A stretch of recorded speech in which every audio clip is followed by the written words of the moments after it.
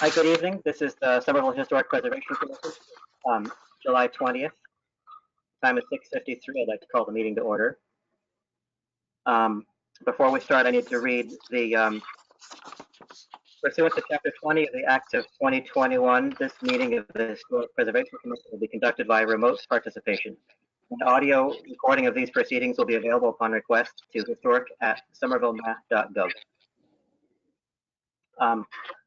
Before we go any further, because I'm somewhere where internet connectivity is kind of rough, I'd like to make a motion that we allow, in the event that I lose connectivity, Robin, the vice chair, that she take over as chair in my absence. Any comments on that? Nope, that sounds good. Sounds good. Okay. Mr. Chairman, if you're going to make a motion, you brought it up as a motion, so if you do bring it up as a motion, you should take a vote and then a roll call. If I could make a point Yeah, of order, I was waiting for a second. I make that motion. Anybody? I may make a point of order. I don't think a motion is necessary. I'm having a hard time hearing.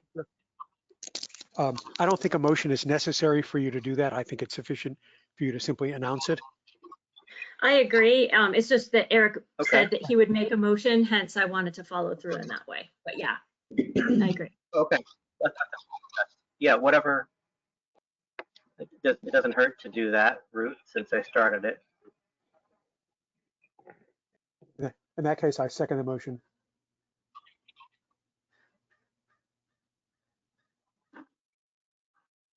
I'll in favor. Aye. Aye. Okay, and let's go down the list. I don't have a list of, since I don't have a visual on people, I don't know who's attending. I can do a call for you if you'd like. You would please. All right, Mr. Bauer, Yes. Mr. Falvey, Yes. Vice Chair Kelly, Yes. Mr. Wiley, Yes. Chair Parks, Yes. Mr. Bingham. Yes.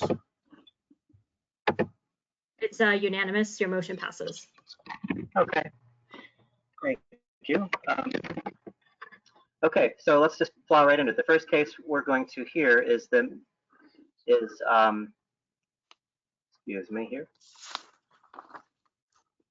Bear with me a moment. I'm just using two platforms.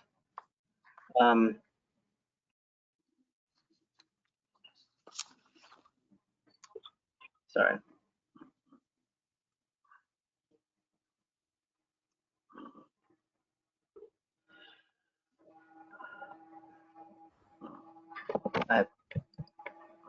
It's the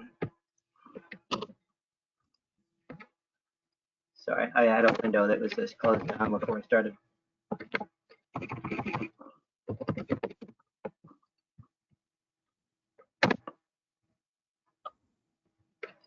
It's reviewing a memorandum of agreement for Appleton, correct? But I need to. Yes. Mr. Chairman, we could have another member of the commission read it into the record, if that's easier for you.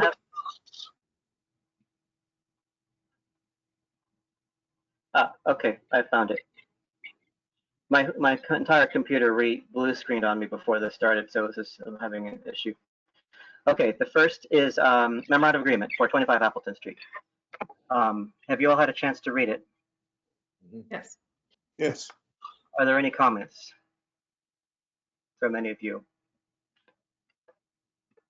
I would like to comment.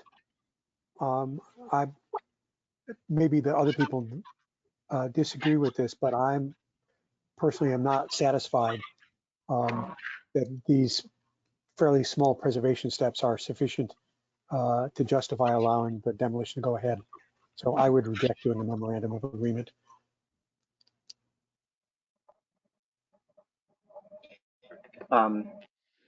Okay, anybody else? Well, let's back up. What would you be in favor of, Dick, or what?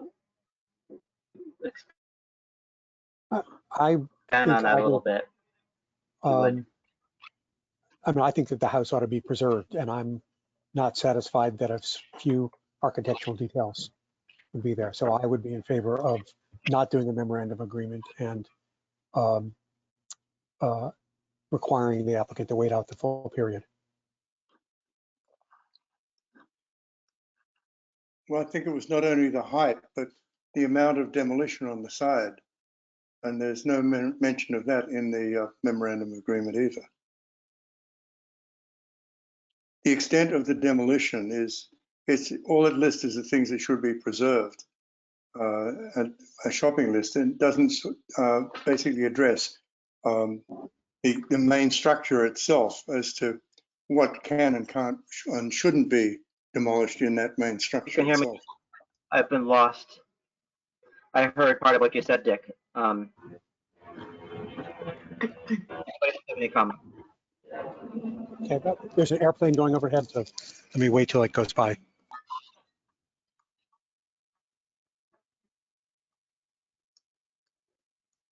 So I had spoken, and then Alan also spoke, and I had said that Okay. that I thought the house ought to be preserved, and that I did not want to do memorandum of agreement allowing it to be demolished at all. And then after that, Alan spoke. Alan, if you could repeat what you said. Well, yes, this was as I recall, this was a partial demolition, Dick, and it was a demolition to allow them to expand the property. But they're demolishing part of the back as well, but along the side. And so there's no reference in this MOA as to how much of the main structure is allowed to be demolished. What it really does is list out the items that have to be preserved without putting a limit on the actual massing of the structure as to what can and can't and should, what can be demolished and what should remain.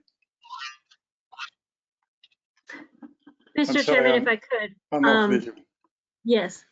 Mr. Chairman, if I could, if that is something that, if the commission wanted to recommend an amendment, those who are willing to do that and wording for what they want to see in there for what does and does not get demolished, that's certainly something that can be done. I would look to the commission to either provide the language, or if this goes back to the drawing board, then staff would come up with that language and set it forward for you on your behalf for you to review next time. But we could, as I recall, we're keeping the front wall, right? That's in the side wall. That's really about it. yeah, correct. And I think the height Essentially demolishing everything except for, well, the roof is completely gone. Right. So it's such a, in my view, it was such a trivial amount of remaining structure that there was not really much point. I mean, it's becoming a two-story building, so the whole eave, everything about it has to go away in effect. We're keeping the bay concept. So, I mean, I personally was okay with it because the final product, I don't have it in front of me. Do we reference a set of drawings that it has Yes. to conform Yes. to? Yes. Okay. I mean, to me, all things considered, the final product is acceptable. I would certainly be okay with adding a note that essentially says you have to keep the front and the parts of the wall, verbally describe the portions of the building that are remaining, that being the front wall and the side wall on the left side.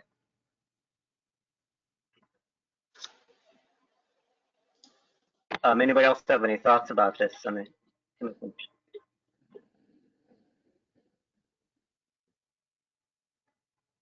I guess I'll just add, I was a little confused, and maybe I need to spend more time with the plans, but it was hard to tell from the plans what's new and what's old. And it's almost like they specifically, like there's that, looking at the right thing, they pointed out to the upper cornice, but it's an old picture of brackets.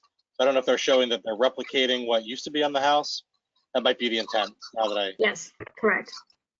it's just a little odd that it's a existing photo, but Yeah, I guess I appreciate that they are replicating some details, so I'll point that out. There's that one page that shows the bay window that they're replicating and the cornice brackets that they're replicating. So I think that's their attempt to show that they're trying to replicate some previous details. That's page A 2.0. As I recall from the initial discussions, part of the issue was that we're interested in retaining a consistent streetscape on Appleton Street with this. And we weren't sure that the plans that were submitted would actually do that. I think that talks to what Dick was referring to.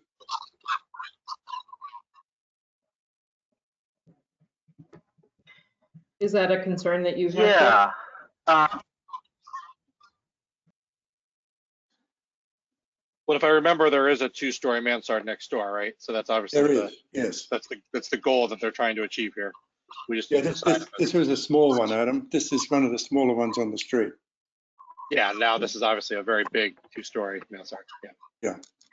So there Go are, for so it. throughout the street, there are single story, well, there's smaller mansards like this, and then there are 2, and I don't think, there might be a 3-story mansard, but there are varying sizes. There are some cottage-like and there are some taller. Yeah, there's a 3-story at 23, so to the right of the property. There's a 3-story mansard. I think that was my opinion, is that it's not a cohesive scaled building. So it's possible, it's not an historic district, so it's possible to kind of glom it onto the feeling of the one to the right of it and make it be more or less a 2-story mansard. And there are a number of 3-story mansards on the other side, the even numbered side of the street.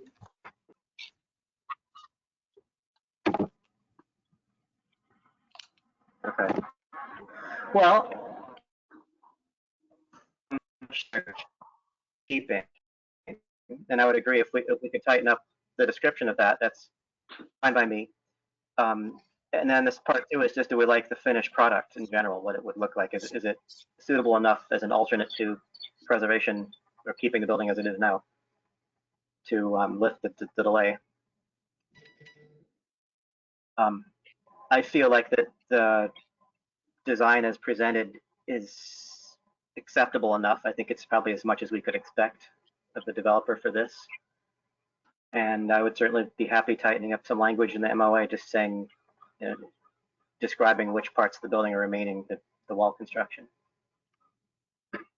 And I'm concerned, Mr. Bauer, that if we were to let the time run out on this, then there wouldn't be historic input to the final product, and it could end up being anything. And so I'm in favor of the, having the project proceed with the design guidance that we've received from, staff and whatnot. That's a fair point, Vice Chair Kelly. Thank you.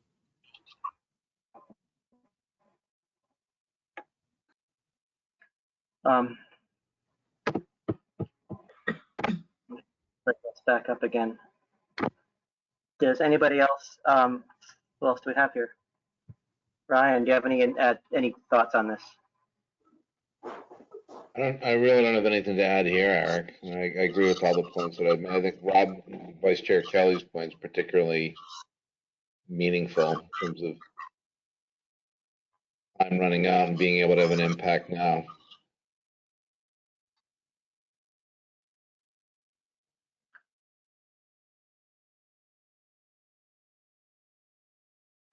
Do we want to try and do the wordsmithing in real time now, or should we ask it to be put over until next month so that Okay. work can be done in the Well, shall we go ahead and vote? The language, oh, sorry.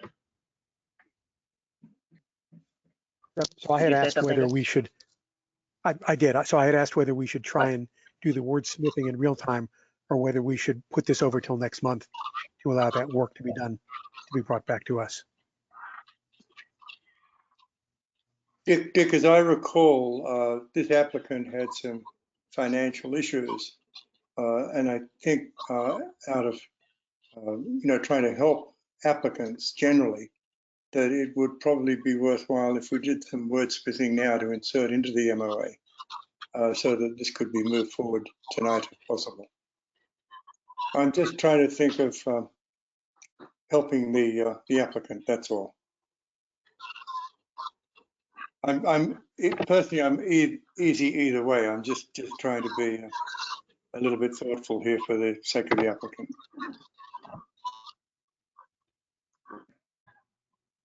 Well, Sarah, I'm having a hard time opening this drawing up, but first of all, what if we just specify existing street side and what is it, west side walls to remain? So, Mr. Chairman, so the front, I think it was, yes, so the front elevation and left elevation wall of the main body of the structure shall remain. Yeah. But the right would go. Yeah. And I just point out, I just pulled up the drawings that they finally loaded. The demolition drawings do indicate that they're not dashed in. If you read those, it is by referencing those drawings, I think it's made clear. It's yeah.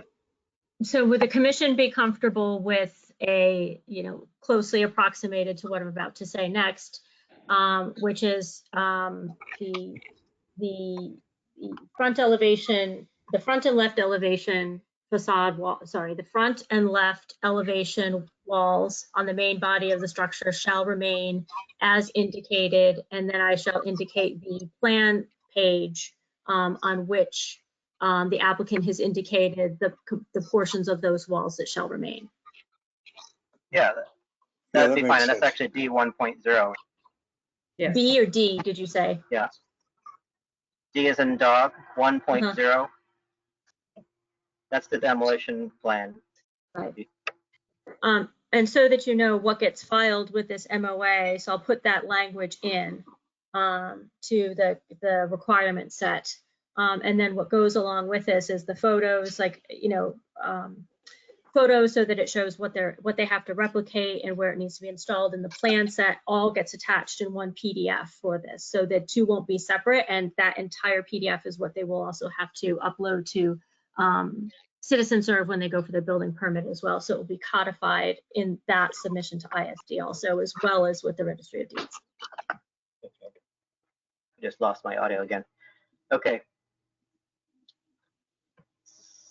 So let's proceed. Are we okay with the vote then?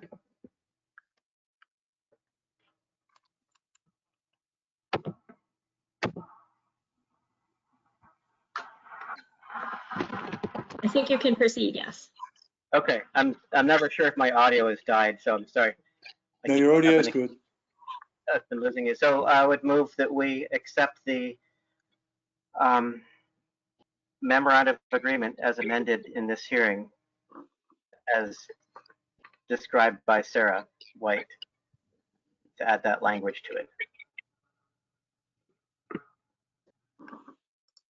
With reference to the demolition plans that are submitted. Right, specifying the extent of construction to remain as described in sheet D 1.0 of the demolition drawings. Yeah.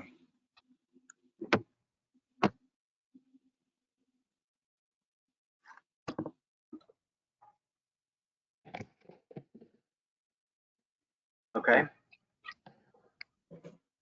Dick, are you happy with that?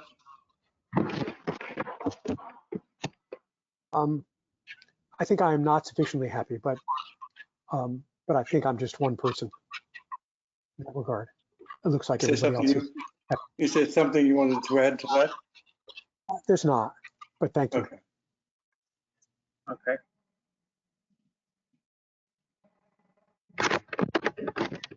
All right, well, is there a second or any other input? I will second.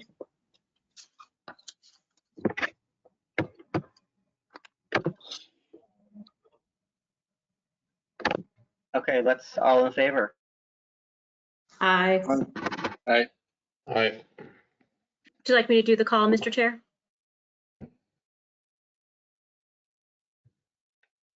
Oh dear. All in favor of approving this? Oh, you're not hearing me? Yeah, we Yeah, heard you, and yeah. everybody said aye, and I had just asked if you'd like me to call. Can the you all hear roll. me? Yes. Yep. If you would, please.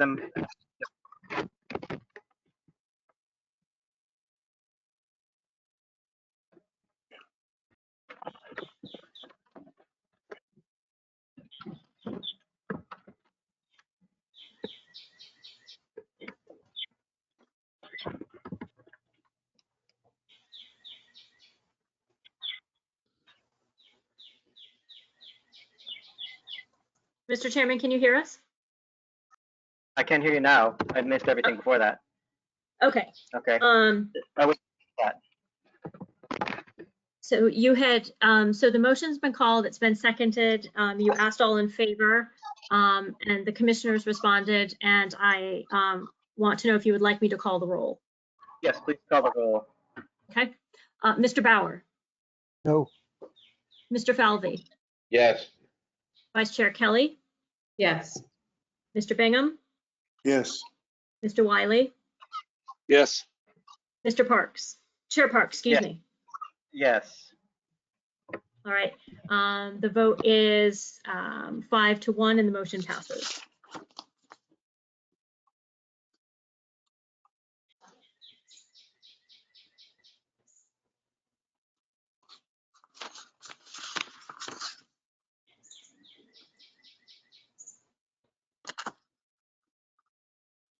I think we've lost Eric again. Yeah, I think he's talking, but I don't hear anything. Yeah, he's in guppy mode. Mr. Chairman, we can't hear you.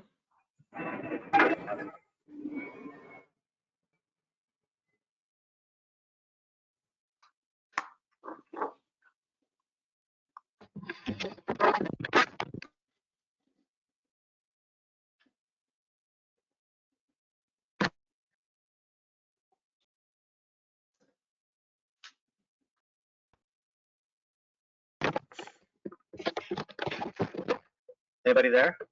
Yep. We are now. We lost you for a bit. Oops. Okay, is anyone from the Elizabeth Peabody House here? Yes. I'm going to suggest, can you hear me now? Yes. We can, but you're going in and out a lot. This Yeah. is getting, I apologize. Yeah, let's, maybe we should hand this over to Robin. This is not really fair to everybody else that this go on. And I can call back in and participate that way, if that would work for you. I think, I'm trying to think. Yes, I think it makes sense to send it over to Robin. Can we, so Robin, do you want to take this over and we'll call for the Elizabeth Peabody House? And then Eric, you can stay on in the meantime, and then let me check on something while you discuss the Peabody House. How about that? Okay. Yes, but do we need to address the request to withdraw 377 Washington Street? Oh, was that Yes, before? actually, please. Oh, I took that out of place. Apologies. We have a request to withdraw from HPC DMO 2021.05 377 Washington Street. The applicant is Thomas Lichulis. Request to withdraw. Any discussion on that, or should we just go to a vote? You can go straight to a vote. Yes, I do that. I move, we need a motion. Anybody want to move for that? I'll move to that. Okay. The second? Second. All in favor? if you need a Aye. motion for Aye. that, I think had a motion. I think the applicant has essentially made the motion, and all we need to do is to act on it without anybody on the commission making a motion. Okay. We do typically like the other boards like ZBA and whatnot, the applicant has made that request, and whether you accept that request or not is something that I think we've always done by a motion before. I think from a safe standpoint, it does make sense to do that. We stopped doing motions for things like that about 10 years ago. So we only do motions for business matters, but an application by an applicant is itself a motion on which we act. Just like when you're in court, the parties make motions and the judge acts on it. The judge doesn't have to make a motion in order to take action, except they would have as to business matters. So on an application to us made by an applicant, we don't need to make motions, and I think it actually really it makes our processes more complicated and less precise when we have motions, because then the wording of the motion becomes important and potentially disruptive. So somebody might say, I move to not find this property historically significant. And then a vote yes is to say it's not historically significant. We discussed this actually at our last meeting. We should always have stuff in terms of the action we take on what people bring to us, other than when it's our own business. And for that, we don't need a motion. We can just say the applicant has requested, and then we take a vote. I believe, if I'm not mistaken, Wendy, this was advertised, this was legally advertised for preferably preserved? Which item? 377 Washington Street. Did the legal ads get put out for that, for preferably, Yes. to be preferably preserved?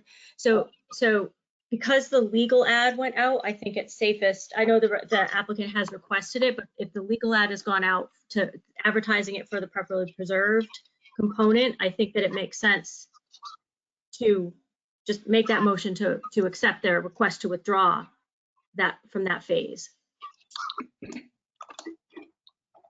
Because then otherwise it just kind of lingers.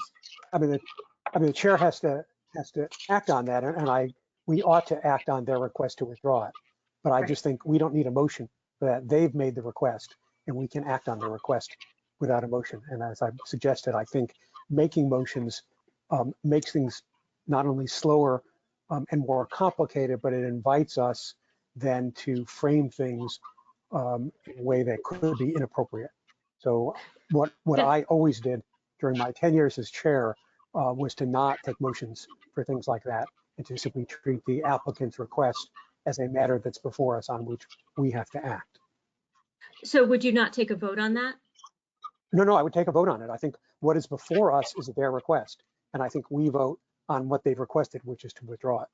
So I would absolutely take a vote on it. We have to act on it. I understand. But we don't need a motion. We don't need a motion to act on it. They've made the request, and we act on the request. I understand what you're saying.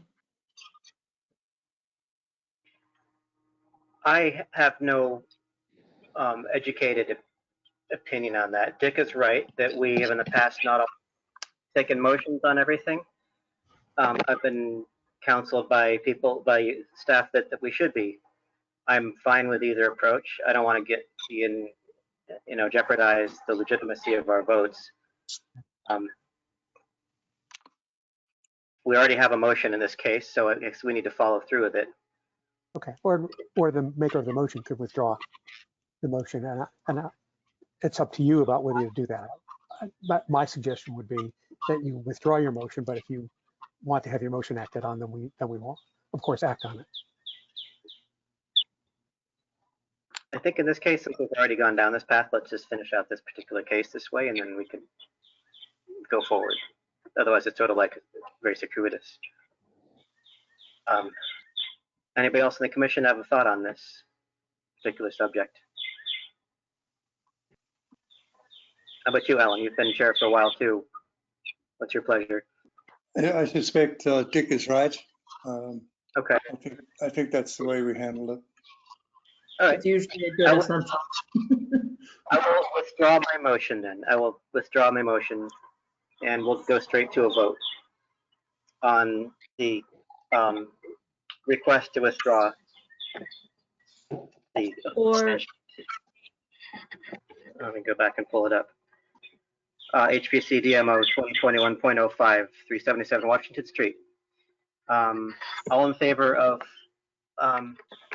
accepting the request to withdraw that application? Aye. Yes. Aye. Aye. Sarah, could you go through the roll call on that? Every time I pull up my cameras, I lose connection. Yeah, don't do that. Don't move from the position that you're in at all for the rest of the night because it's working. All right, Mr. Bauer, Yes. Falvey, Yes. Vice Chair Kelly, Yes. Mr. Bingham, Yes. Mr. Wiley, Yes. Chair Parks. Yes. And Okay. that's unanimous. Yes, it is. Okay, now let's swing back to the Elizabeth Peabody House. Is there a representative from that applicant here? Or not applicant? Yes, there is. Katie Ausella. Katie, I'm going to unmute you on our end, and I need you to unmute yourself on your end. There you go. Okay, I think I got it. You did. Nice to see all of you again. I came before the committee to do an advisory review back in April, and I completely meant to talk about what I wanted to discuss today, and it just didn't happen. So I'm back. And so we are in the process of applying for CPA funds for the fiscal year 2022 cycle. And we've submitted our eligibility determination form, but it was recommended that we come before you to see if what we're proposing is viable under the CPA guidelines. So we have we call it our third floor, but it's technically our second floor, theater space, which is currently not licensable for education purposes. And we are in the long haul process of making it licensable, which will require a lot of steps. But our first step is, it was recommended to us that we reinforce the floor with, let me see. It was suggested that we need to install steel plates under the existing beams in the floor and applying epoxies and screws to make sure that the plates and the beams have bonded together so that we can use that floor space for larger groups of people, which is, you know, if we want to use the space at all, we need to make sure that it's secure. And we are coming before you to ask your advice about whether that falls under the CPA's purview or whether that is more of a maintenance issue that we would have to take care of with other means. It's kind of the long and short question. I have a question. Would any of the work alter the exterior of the building? I do not believe so. The last time that we had an analysis done of that space was 2 years ago. I don't think it would alter the exterior, but we would probably have to get a full scope of work completed again, but I don't think so. I would sort of defer to people who've been more involved with the CPA, which I believe is Dick, and well, it's here tonight, about what our precedent has been for things that are not pure restoration related. That how they actually draw the line between just structural upgrades versus something that's required to keep a building afloat, such as access for a public building or fire sprinklers or things like that. Dick, do you have anything you could add on that?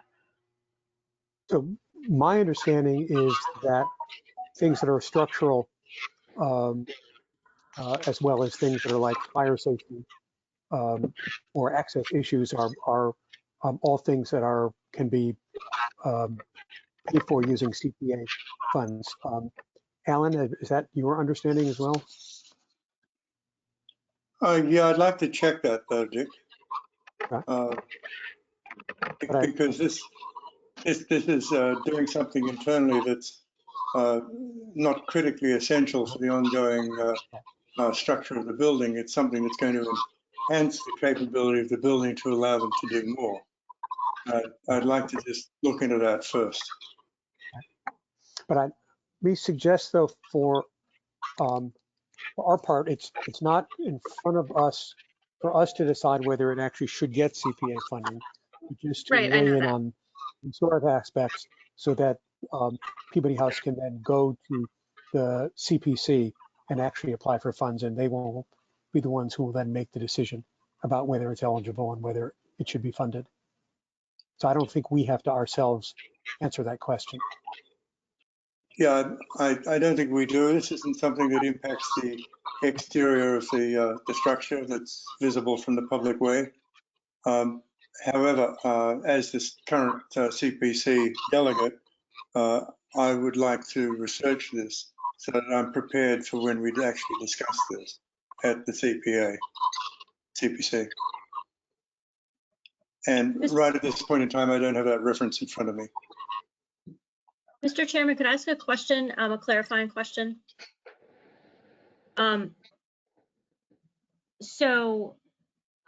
Katie, is this, can you remind us all, is this, the reinforcing of the floor, is that a separate project from the other work that you had asked the commission to weigh in on earlier in the spring, summer? Is that going to be a separate application, or is that combined within the same application? That would be separate. In April, we asked about the viability of an elevator and what the kind of best practices would be to begin installing an elevator. And we have, our building committee that's made up of our board members has decided that we're going to put that on hold for a little while and try to work on other improvements that we can make to the building. So we would not be asking CPA funding for the elevator project just yet. Got it. And so, okay. And just to clarify too, so that everybody is clear. So the purpose of the structural work is for the use of that third floor for a variety of other purposes, the theater, et cetera, et cetera. It doesn't need to be done in order to keep the building structurally sound, just as the building. Is that correct? Yes. It's just that the building is older, and kind of, if we want to be able to use that space for larger groups of students or large volunteer groups, we want to make sure that the floor is stable. Gotcha. But it's not life and death for the building itself. Got it. Okay, thank you. Yeah. Well, Katie, we'll see you at the CPC. Yeah, sounds great. Thank you. Okay. Thanks, Katie. Through the chair, is that okay with you? No, you can't. Yeah, I think that's the way to go with this. We can't really answer that question here. It's. Oh, you can't hear me? Nope. Gotta go back to your standing position.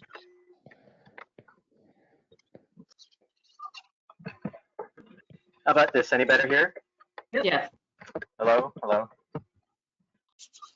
Okay, that's fine.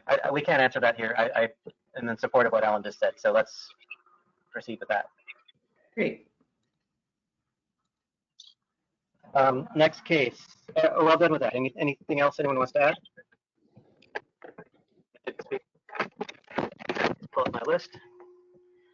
Okay, the next case then is a HPC ALT 2021.31, 12 Adams Street.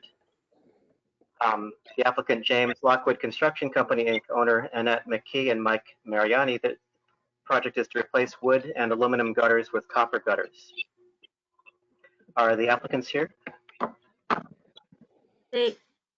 They are. Do you want to take care of that, Wendy, or do you want me to? At your I disposal. can take care of it. Okay.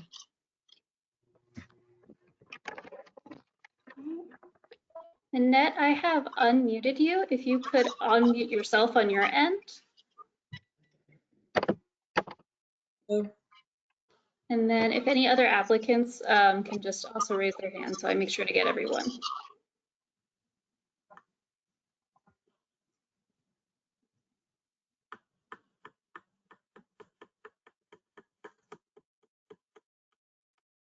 Okay. No one else is raising their hand to be an applicant, so Annette is the representing applicant for today.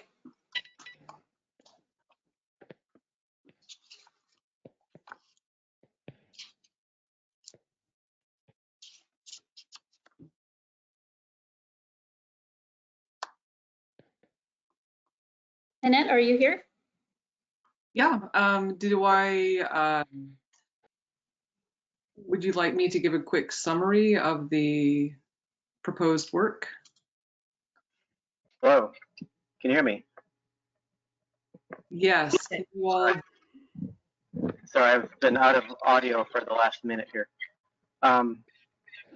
Did the applicant start talking about their project? Not yet. She just got online. Can you hear her if she starts speaking? can you hear me? Hello, this is Annette McKee. Yep, I can hear you now. Thanks. Great. Would you like me to offer a quick summary of the proposed work? Let's do it. And I see that just looking at it, that the project has changed a little bit since it was advertised. So I see there's more to add to it. That's right. Unfortunately, our contractor is not able to join this evening, but he had proposed that we change our gutters to copper, and that was our initial proposal. And since then, it was suggested that we consult with a local mill worker, JP Moriarty, about our wood gutters as well as other options. And John Moriarty suggested that we look at DuraGutter, which is a new product on the market that mimics wood gutters and has, I guess, a kind of architectural aesthetic integrity, but it's just a lot more functional and easier to maintain, as well as being more cost effective. So what we'd like to do is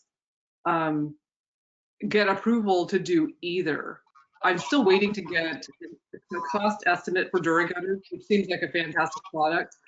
But if it's considerably more than the copper, it would be difficult for us to go with that option.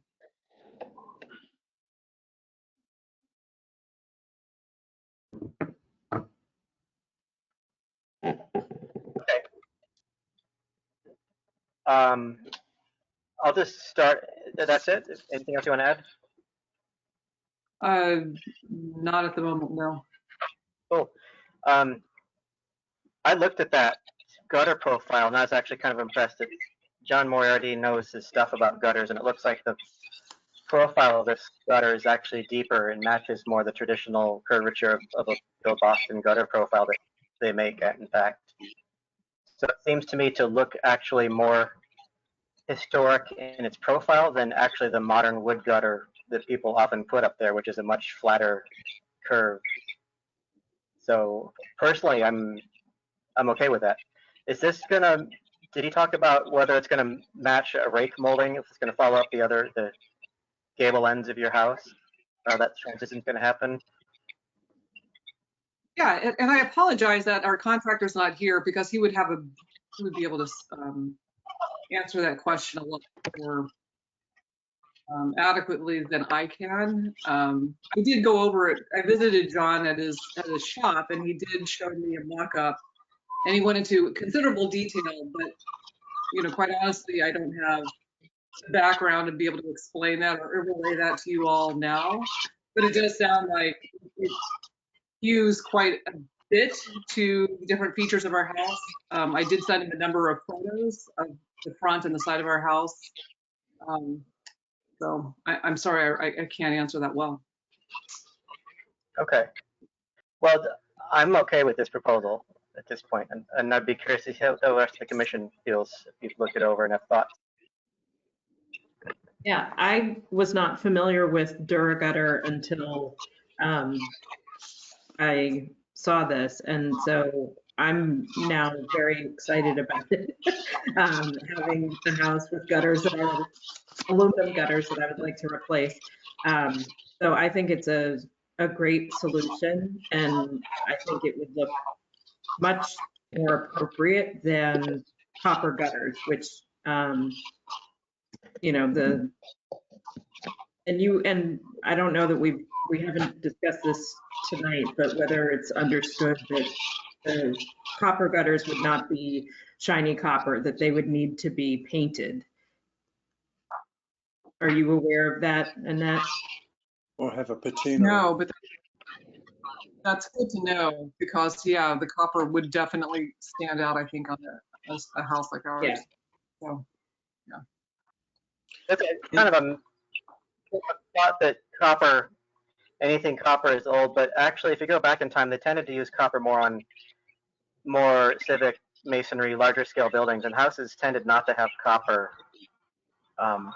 It was usually a wood gutter that would trim out to make it look more like a classic revival kind of thing, where it would meet in with the eave and all belong in one sort of element. Anyway, I'm glad that you have this product. It'd be interesting to see it because I've never worked with it. How about the leaders that come off the gutters? Anybody to else? keep the water down? The downspouts, are those going to be replaced as well? I'm sorry, I didn't quite catch that question. The gutters catch the water, but the water has to run somewhere, and it typically runs downhill through what they call leaders or downspouts that come into the stormwater. Are you looking to replace those as well? And if so, with what? Yes. I imagine that if we go with the DuraGutter option, that we would be replacing the downspouts with some sort of DuraGutter downspout option. But I would have to verify that.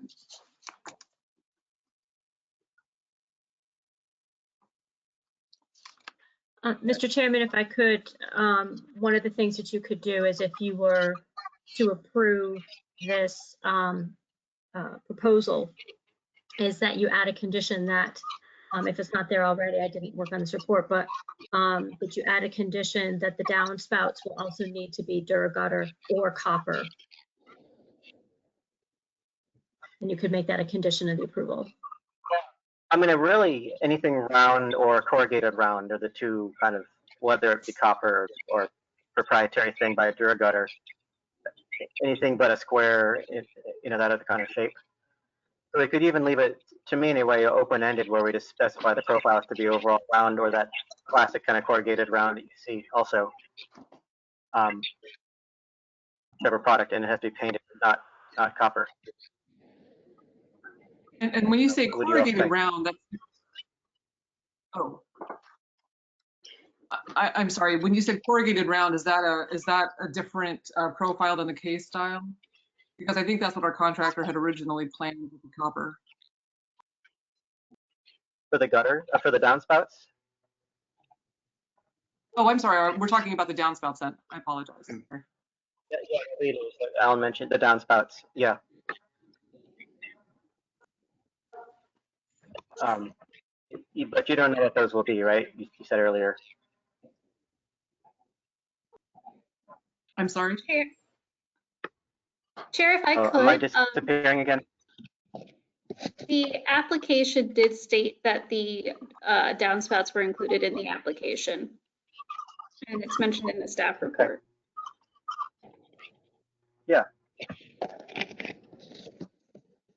But they're not described. Let me go back and open it.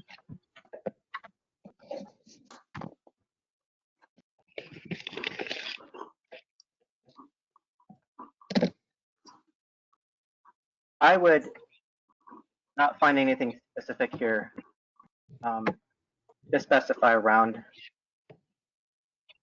When I say corrugated round, you know your classic galvanized downspout that everybody uses. It's a round shape that's sort of ribbed.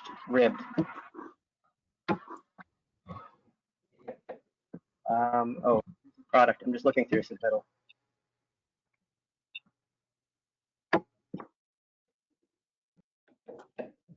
Okay, well, actually, the image that comes on the DuraGutter product data is a rectangular squared downspout.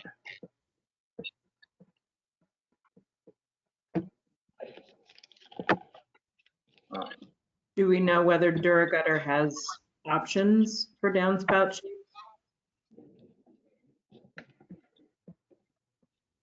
Yeah, I'm not seeing anything here.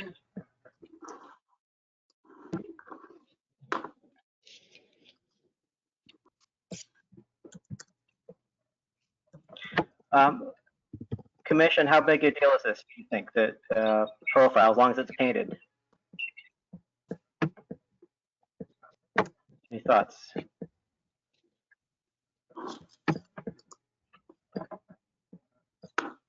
I don't know a lot about downspouts, but my impression is that it ought to be some form of round downspout and not a square one. Is that, am I understanding you correctly about that, Eric? Yes. Hello?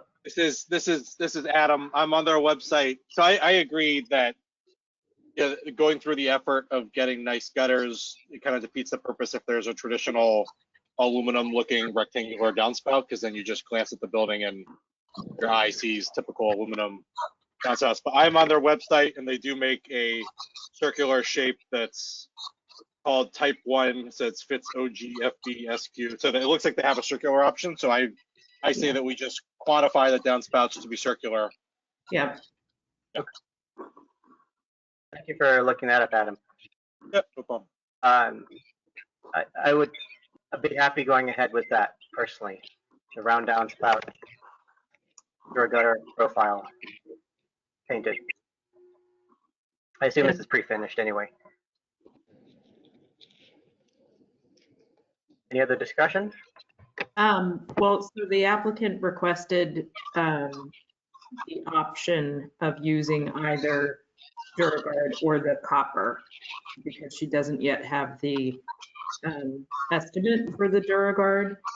Are we comfortable providing approval for either copper or the DuraGuard?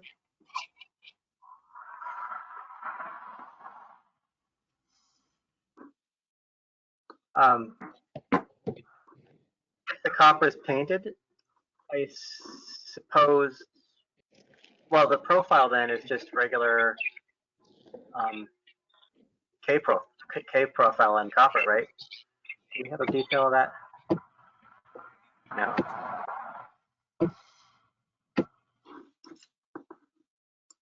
I think in that this is replacing an existing aluminum gutter, I think. Am I correct in that? The front, it is the front of the house and the side elevation as well that has a current wood gutter.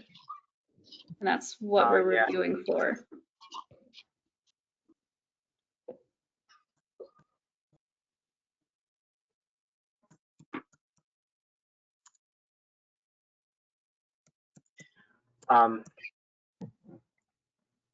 I would prefer the DuraGutter. We're replacing wood with copper. I'm not such a fan of that because that's basically like replacing wood with an aluminum. I mean, it's a pretty modern metal gutter shape that happens to be white color. It's no different from an aluminum gutter at that point, which we wouldn't generally allow. So I would gravitate towards just the second option of the two, the DuraGutter or wood.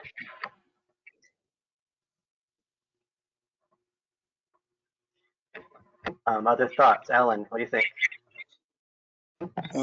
Yeah, I'm just still looking for DuraGuard on the downspouts. If you'd like for the commission, I have that up. I could share my screen. Yeah, that'd be good.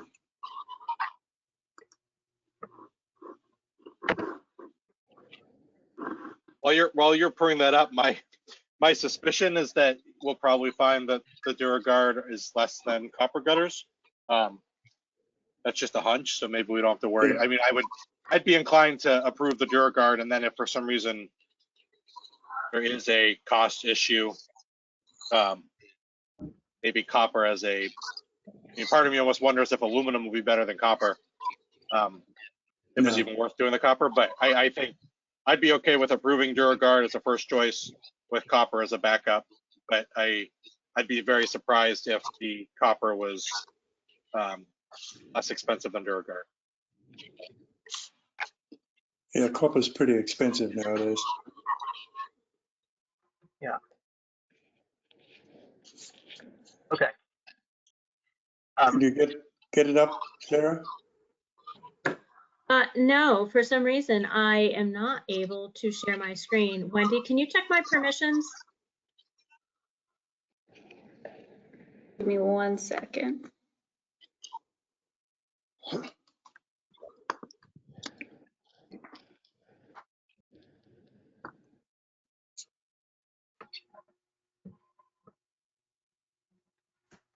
All right, Sarah. All right. Now we are in business. Can you see that? Can you see Yes. the downspout chart? Okay. So, Yeah. yep. So here's type 1, type 2, type 3, type 4.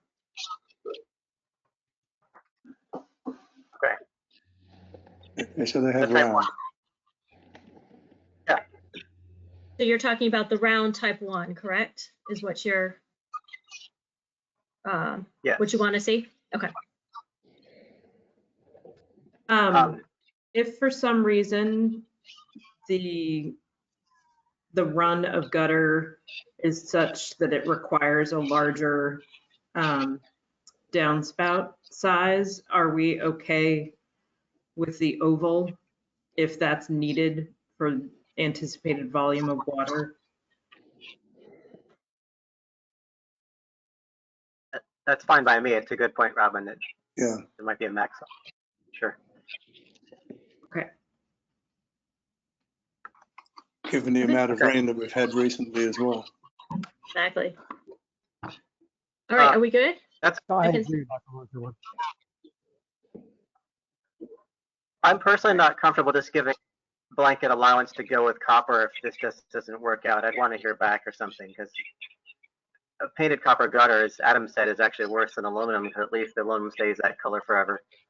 The copper gutter, once it's painted, is the same profile and everything. It's just a regular aluminum gutter. Yeah. So I would say that this brick gutter or wood. Well, my personal preference would be for wood. And then that wood gutter could be lined. My wood gutters are lined with copper, but it seems to be fashionable these days to line them with lead. And once you do that, they're almost indefinite in lasting, cedar wood gutters. I still have some original wood gutters on my house from 1860 because they were sheathed in lead, in copper.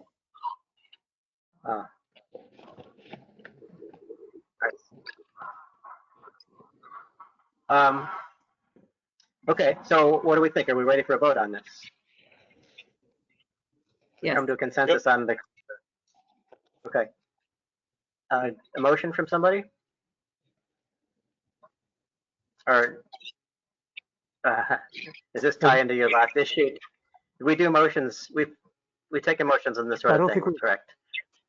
Chair, I don't if think we need may, a motion for this. I don't believe we had public comment on this item. Yes. Is the public, would anyone like to weigh in on this? It's a public If meeting. anyone is new to HPC meetings that are run virtual, if you would like to make comment on this application, please raise your hand. And if you don't know where the little raise hand button is, you can also request to be unmuted in the chat. But please make sure not to put the comments in the chat. We don't accept public comment through chat. You will have to raise your hand and be unmuted.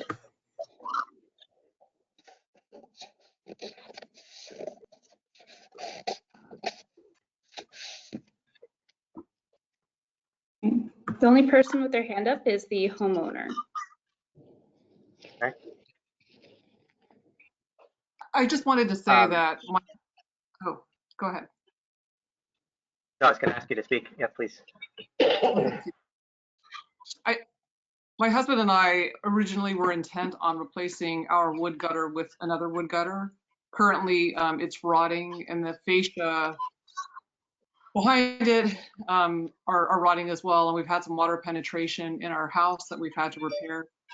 But the cost was just too prohibitive. And we checked multiple contractors about this, and we were advised to go with another product. So that's why we were kind of excited about the DuraGutter. But my recollection talking to John was that it was something upward of $25,000, which was double the cost of the copper. And our contractor had recommended the copper, saying that it was a very functional, effective type of gutter. But if it's not the right look for our house, we do want it to, whatever we put up to match the style of our house. So we might just end up having to replace the existing aluminum gutters, which are with, I guess, aluminum again, if we can't afford to do the entire house with DuraGutter.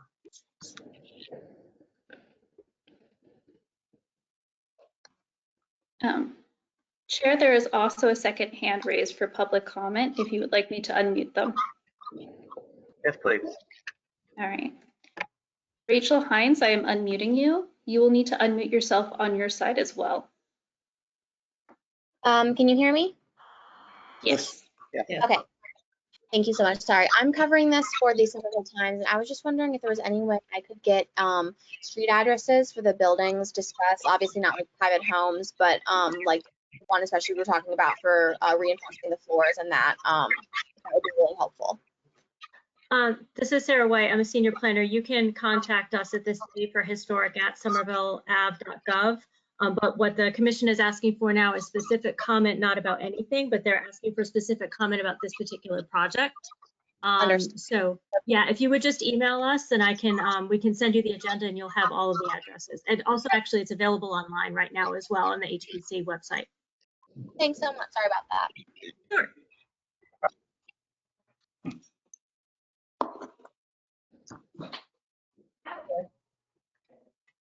That's Is there it for anyone public else? comment? Yes, I do not see anyone. This is the last call. Let me check one more time. All right, I do not see anyone else with their hand raised for public comment. Are we ready for a vote here? How do people feel? Yes. Okay, Yes. let's vote on this then. So the proposal is to replace, to allow the use of DuraTech aluminum gutters with the provision that it be either the round profile or the oval if the round is inadequate for volume. All in favor? Aye. Aye. Okay, roll call. All right. I can do that now. Oh, Oh, good. sorry.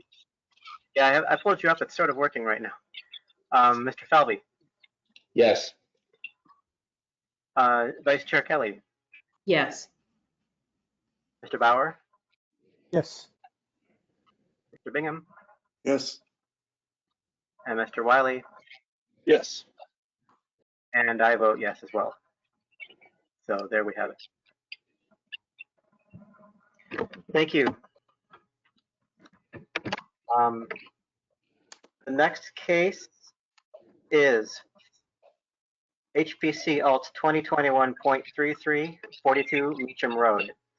The applicant is Norma Elias, the owner Saul Toby and Norma Elias Trust. Proposals to expand driveway, replace concrete and grass ribbon driveway with paver stones. Is the applicant here? Norma, I have unmuted you. You just need to unmute yourself. Can you hear me? Yes. Yes. Oh, okay, good. Good evening, everybody. Good evening.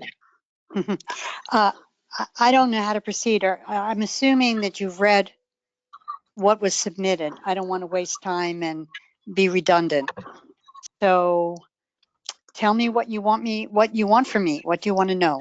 If you've read my original proposal, and then I had a secondary proposal. My original proposal, I favor the granite color for granite pavers. In the last year and a half that we've been walking around the city, I've been looking at driveways, and I really like the look of the granite on our street and near our house, which is cottage red. So I kind of favored that contrast, but I understand that the commission has a predilection for brick.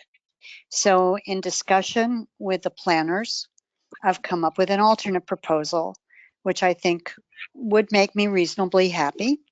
And that is to use the brick pavers from Unilock that are described as heritage red in a standard size.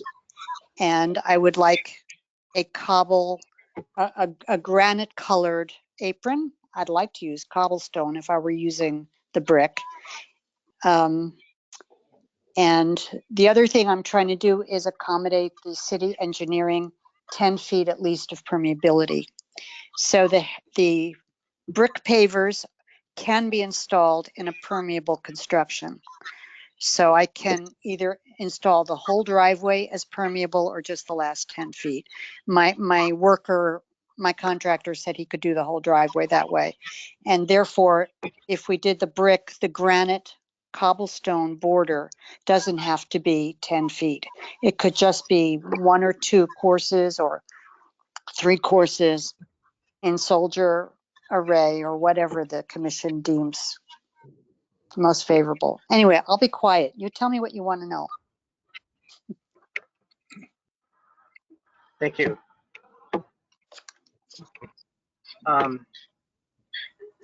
So I'm looking through it, and thank you for that. You have brick pavers. You have the permeable pavers. So you're saying now that you could, your proposal talks about using 10 feet of pervious pavers and then switching to the brick, but you could, just to be clear, you can do the brick for the entire driveway, installing them in a. That is true. That is true. I could, but I'd still like a border of a contrasting color. Aesthetically, to me, to tie in, my neighbors have a concrete driveway, and that's not about to change. Our driveways are adjacent. And to me also, the granite color is extremely appealing. I like the look of the brick with a granite contrast. So either I would like an all granite color with granite pavers and cobblestone, or the brick with a cobblestone border of some, either just one course on each side and the end. I think it's a very attractive mix. Okay. I'm looking at your drawing. You're talking about a border on either side of the driveway, just abutting on the left and right as you drive in? Yes. Okay, because I didn't see that here. How would that, yeah. Oh, excavated. How would that relate? So this is the question I had looking at it. You currently have one of those classic curved berms, the concrete berms along the left side there. And are you going to keep that? I think we have to take that out because the driveways are at 2 different levels. My neighbor's driveway is at a higher level, and we're going to have to meet that level. So that concrete berm is going to have to go. I see. Okay, I'm looking at the picture here. So you bring that up, and it would more or less feather into the grass. And I'm sorry, I didn't understand the last part of what you said. On your yard. Please repeat the first part of your sentence. Oh, right. I'm sure. Sorry, I'm in an area that had Wi-Fi. I'm going through a phase. Right. So your driveway would feather into would meet the grass at the same level?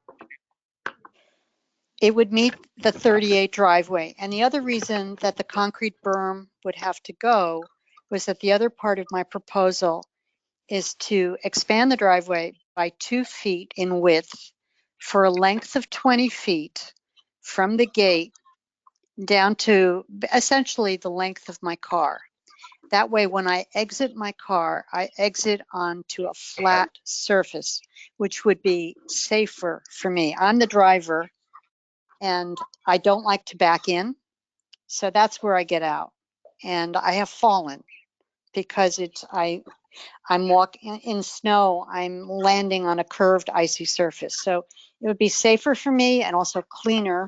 I don't have to step into mud. So that's part of that proposal, that the driveway is, the width is extended. Okay. Who else want to comment on this? Thank you. Sure. Anything else? Mr. Bingham. What does the code say about the width of a driveway? Can, according to the code, it be extended that wide? Would you know that, Mrs. White? Yes, remind me again of what the width is? It's 8 feet. Yep. Yes, that is correct. That is permissible under the zoning code. It is 8 feet now, or you're going to expand it to 8 feet? It is currently 8 feet, and for a length of 20 feet, I will expand it to 10 feet, just by 2 feet.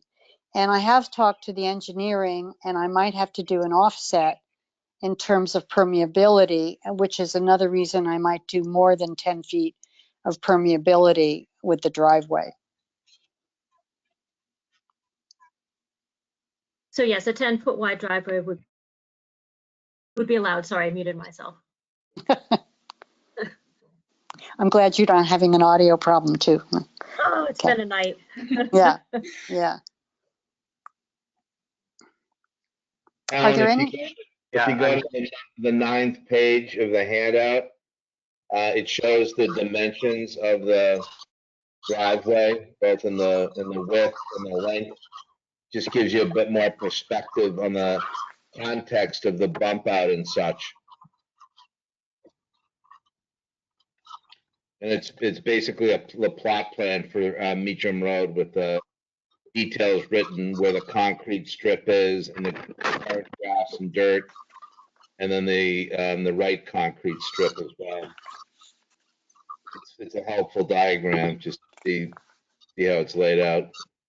Yes, and if you go to the 10th page, you can see the proposed plan for the driveway. Even though it still only mentions the one kind of pavers that came in with the original application. But it would be the dimensions of the apron and the little extension towards the gate. Wait, am I muted? I personally feel regarding the border, I'm okay with the concrete border. One little thing about this design which might benefit from it is that the appendage on the back, the 2 feet,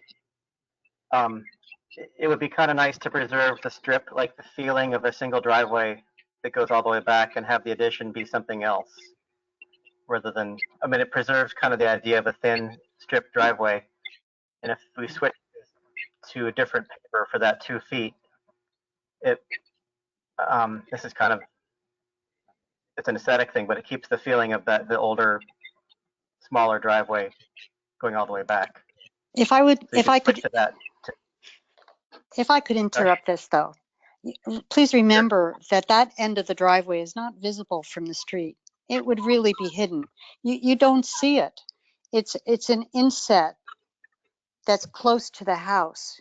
And even when the car isn't there, it's not something you're really going to see unless you're a drone on top of it. You know, from the street side, you're really not going to see that, because for a length of 25 feet, it's just a narrow driveway. And it's only 2 feet. Now, you did use the word concrete. I'm not talking about putting concrete borders in. I'm talking about putting cobblestone as my apron border.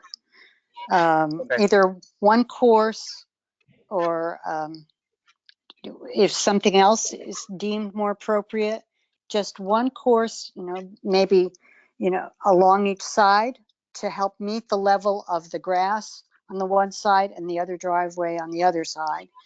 And at the end where it meets the sidewalk, not concrete, but that's if it was brick. Yeah, I'm fine with a cobblestone transition there. So which material? Robin, I have an asked you, what are your thoughts with the cobblestone, with the brick, with the Yeah, that's pretty consistent with what's on the home on the corner of Chester and Orchard, which is close to Meacham. It's worth walking down and having a look at it. I have one question on this. The side of the driveway next to the house, it goes back 35 feet before it turns out that extra 2 feet for the remaining 10 feet. 25 feet. 25 feet. I'm sorry, you're showing 45 feet on the right-hand side on the scale and 10 feet on the left-hand side for the bump out. So 10 from 45 goes 35. Am I missing something? I think Did I make? old. What, did I make a mistake somewhere? No, because it's even when in the notation, the annotation says replace 35 foot by 8 foot, 280 square feet. Okay, 10 feet is what originally, I think I understand what you mean. When I'm in my original proposal, I was talking about granite pavers and 10 feet of permeable cobblestone at the end. So the total driveway is 45 feet. Yeah. If you include the border or the apron, that I was just don't think of that as part of the length. Now I'm getting all jumbled. The total driveway is 45 feet. 25 feet would be the same width, 8 feet. 20 feet would be widened by 2 feet. Got it. Okay. Okay.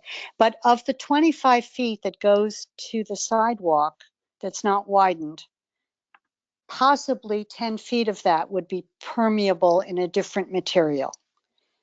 On the other hand, because I don't think my original unilock pavers, the granite style pavers, I don't believe those, I'm not sure those can be put in a permeable installation, but I may be wrong. This permeability thing gets me very confused. But that was the way we originally thought about it, as 10 feet at the end that were cobblestone, real cobblestone.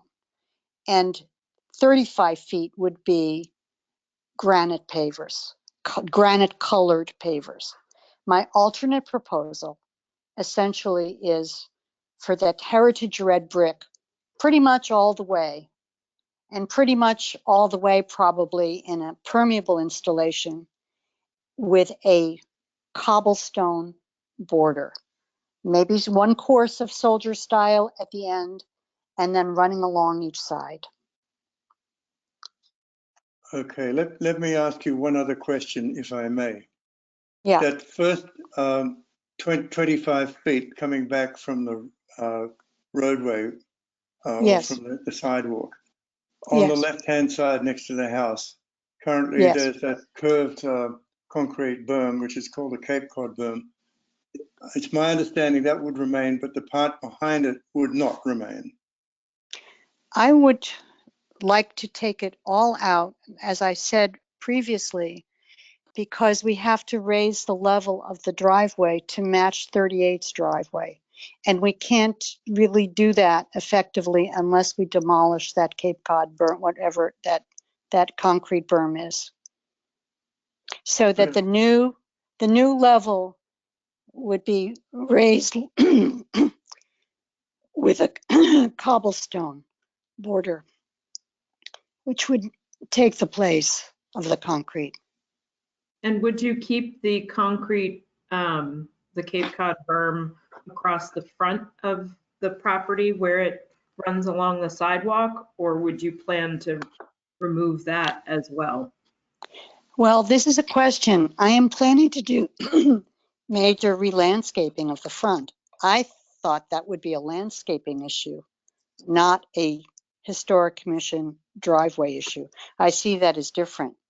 I would like to put cobblestones there. We're going to be digging up the grass and creating a non-grass front yard.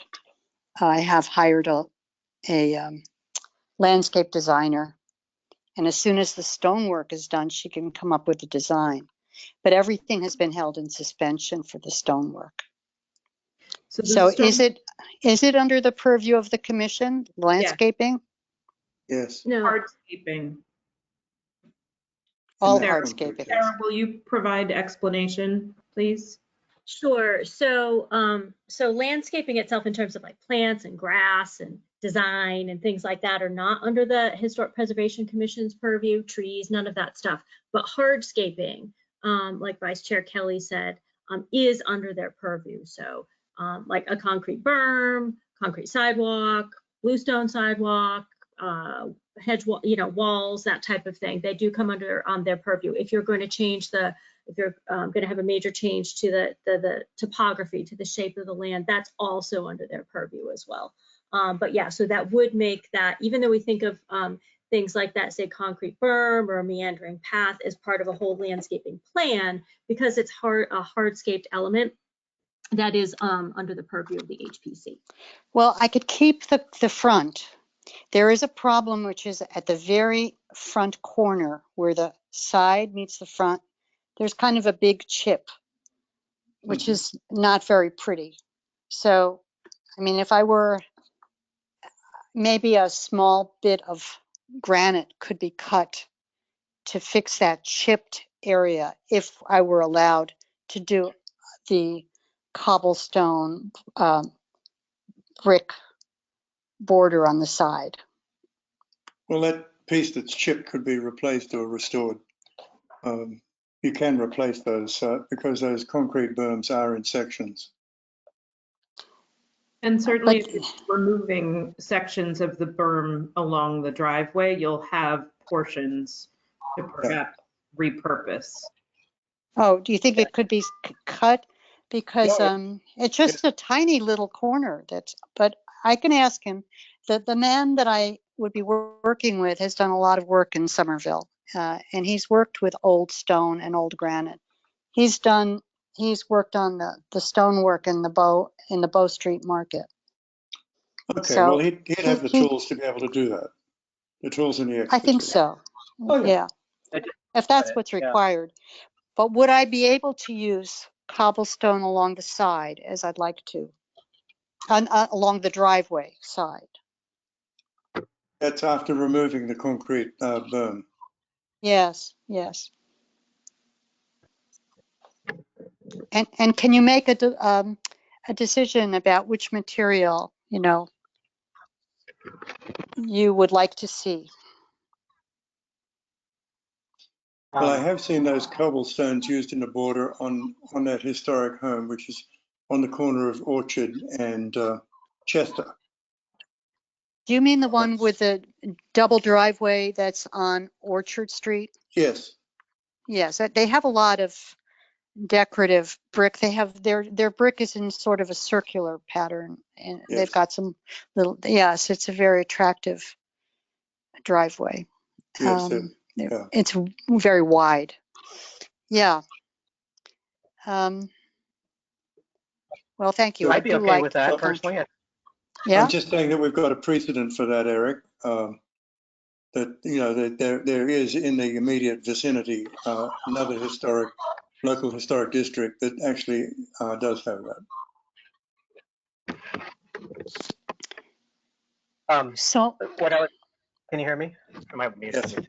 Yes. Oh, I've been coming in and out of audio existence.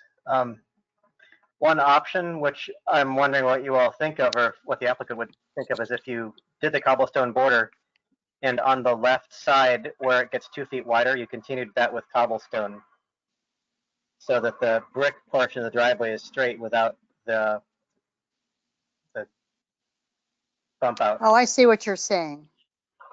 Okay, if it were so that continuing the cobblestone border and then a flat section of cobblestone right there.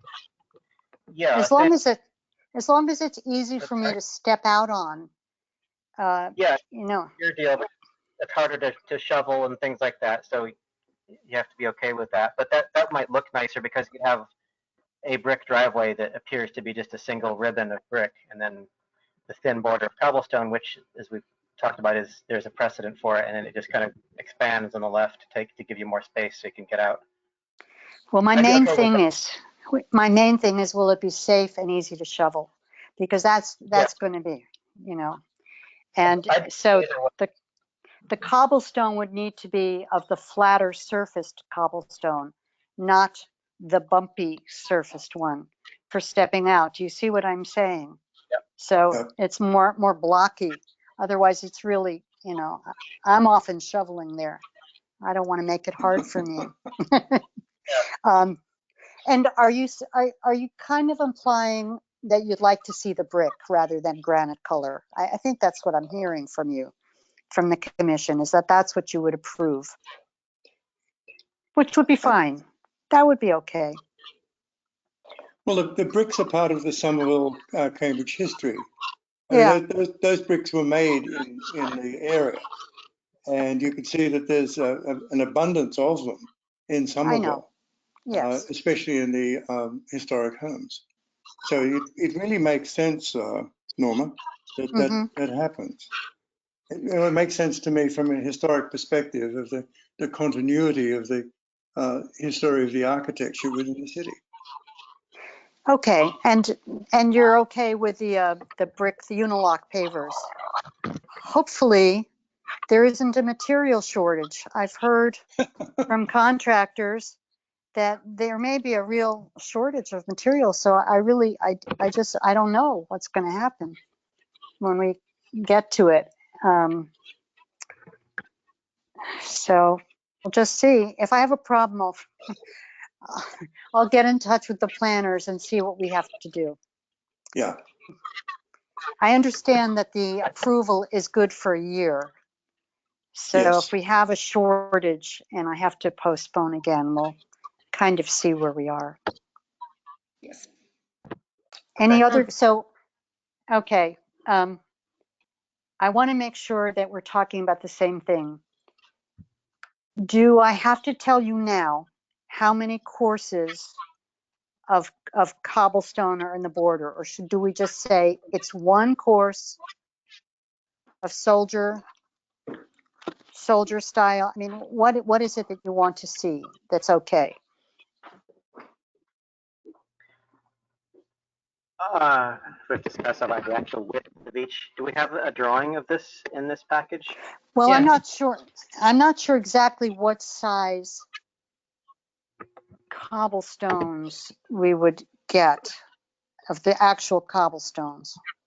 So that's what I can't, I know they come in different sizes, and I know there are some that are super big and there are some that are more standard.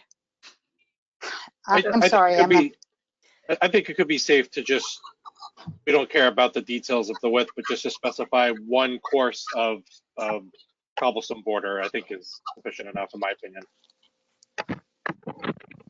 That would be great for me. Thank you. Yeah, so I think we would call it, we would vote to approve the brick interlocking pavers with one course of cobblestone border, extending that to the 2 feet on the left, like we talked about. Chair, Yeah. if I can, That's when you go to make the motion, if you could specify option 1 or 2 from the staff report with the adjustments that you would like to see on it, and any other conditions you'd like to put on the option you're choosing. Are we doing motions? To go back to Dick's point earlier, would this case have a motion on it? No, I think we would just say that we're voting to approve option 2 with the proviso that there's a course of cobblestone on the side. Chair, sorry to interject again. We still have to take public comment on this item. Yes, sorry. I keep forgetting. Is there a member of the public that would like to weigh in on this case? I am looking through to see if there are any hands raised. Members of the public, please use the raise your hand function. I don't see any.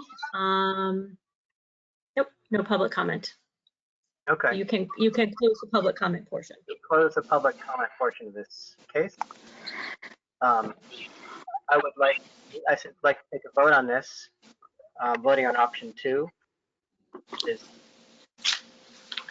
pavers, the brick pavers, allowing a full course of cobblestone to be determined,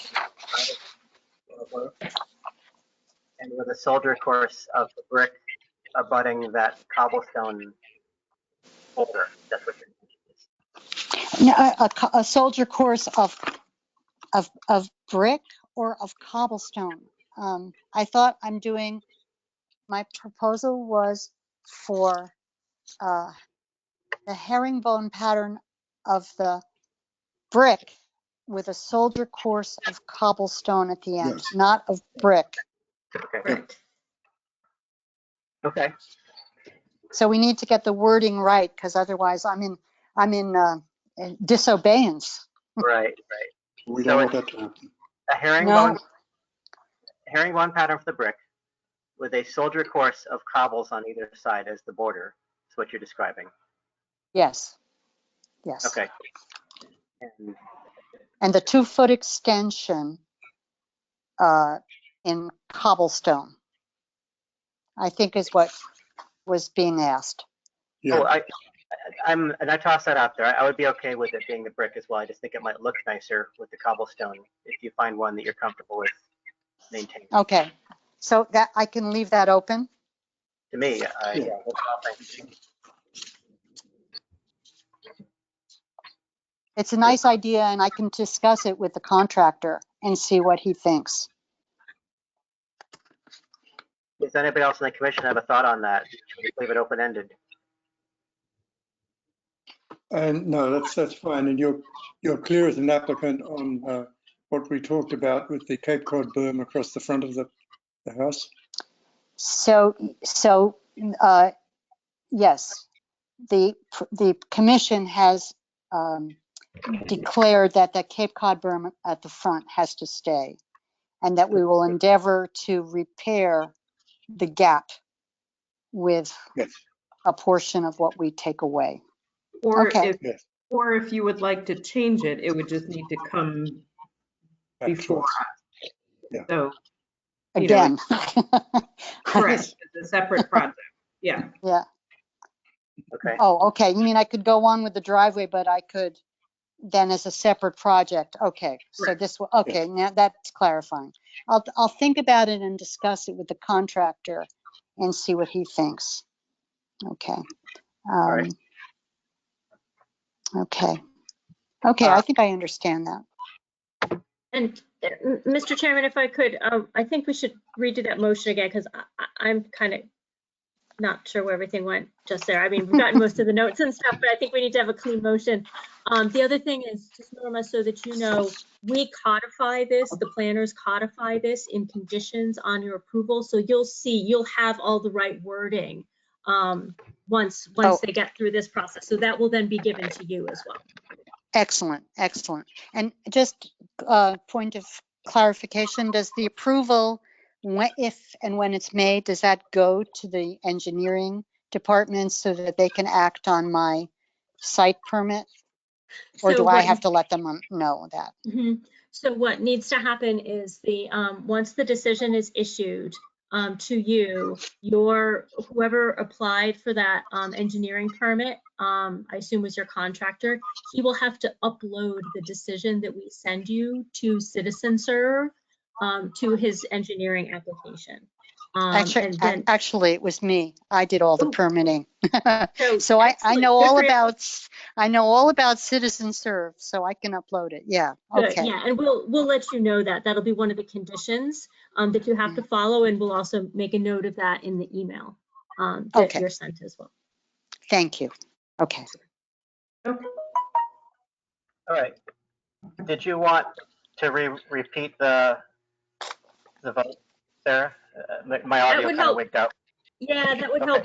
That would help us, and I think it might help everybody else just to understand exactly what you sussed out.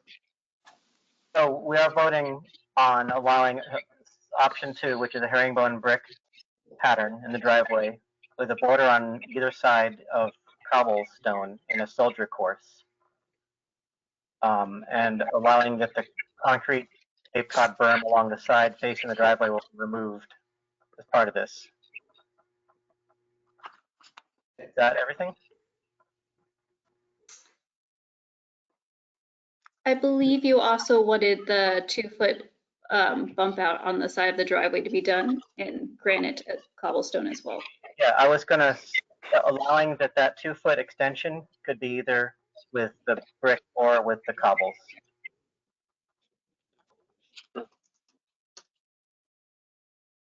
Okay, Great. That sound good? Yep. Okay. All in favor of that? Aye. Aye. Anybody opposed? Let me dare do a view so I can take the roll. Mr. Falvey, Yes. Vice Chair Kelly, Yes. Mr. Bauer, Yes. Mr. Bingham, yes. Adam, Mr. Wiley, Yes. and I vote yes as well. Quick turn off my camera before I lose my connection. Thank you. Thank you Sure thing. very much. Thank you. Thanks for your time, everybody. Thank Thank you. you. The project. All right, moving along here. We are at case HPC Alt 2021.37, 36 Atherton Street. The applicant is George Saropoulos. Owner is Mr. Saropoulos as well. The project is the installation of a new driveway. Is the applicant here? Yes, the applicant is here, and I will unmute him as soon as I can scroll down that far. 1 second. All right. George, I've unmuted you on my end. You're going to need to unmute yourself on your end. There you go. Are you there, George? George?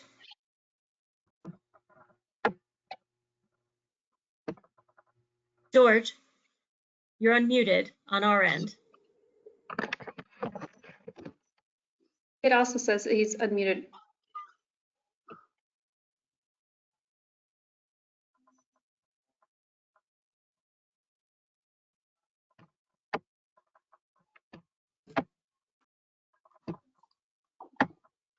George, can you hear us? Because we can't hear you.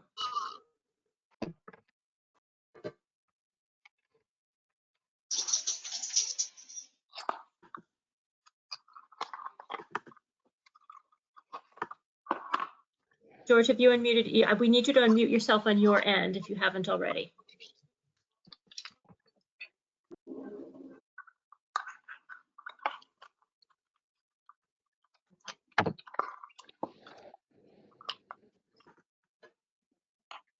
Okay. George, if you go ahead and try and talk, and if we can hear you, that'll be great. Otherwise, we can't hear you at this point. You can try and call in. There is a method by which you can use your phone and call in and put in the passcode that's in the agenda. I would recommend that you do that. And in the meantime, Mr. Chairman, I think, why don't we put this on hold and come back to it, move to the next one until George can get in contact? Sure, fair enough. In that case, we'll move over to HPC case Alt 2021.39, 50 Sargent Avenue. Applicant is John Murray, as the owner is John Murray. The project is to replace wood gutters with anodized metal gutters. And is the applicant here? Yes, the applicant is here, and Murray, yes, John Murray. I always want to say John Sargent. Okay, so John, I have unmuted you. It looks like you're unmuted. Can you let us know if you're there? Hello, I'm here. Ah, very good. I'm here with Joy and my wife, John and Joy Bird. Very good. If you have your computer on or another phone on or something like that, we can hear you talking to you in the background. So I think you might have to either turn off your phone or I'm not sure what you're doing, but we can hear you talk. We won't have a phone or the computer.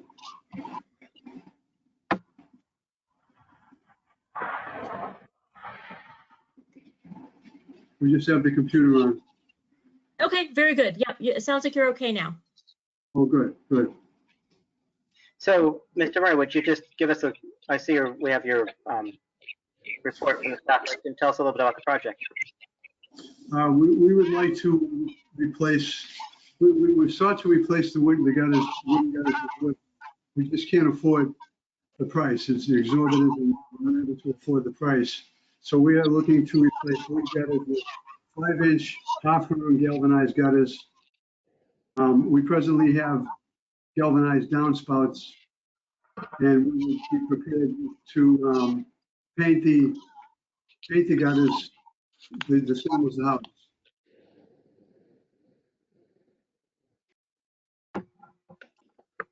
And you're proposing a half round, it looks like, the round gutters. 5-inch half-round galvanized pattern. Okay. Thank you. Excuse me. So, all right, so let's, Commission, anybody want to start off questions or comments?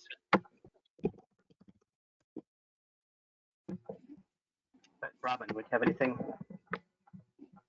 I certainly understand the challenge with the cost of replacing any of these exterior components. But yeah, I think if, we were to move forward with the half-round gutters, we would certainly need to see them painted. And it would be great to have the galvanized downspouts painted so that they're less prominent as well. Absolutely. So we're looking at the painting the gutters the same as the trim, and the downspouts the same as the house body. So it blends right in with the house. Yeah. The downspouts are already there. How about Mr. Bingham? Well, these houses were really meant to have the wood gutter with that profile. I don't see the round. And when I look at this, I'm not sure whether these are aluminum or steel gutters that we're talking about. In one part, they're addressed as aluminum, another they're shown as steel. It's galvanized. Galvanized steel. Galvanized steel. Thank you.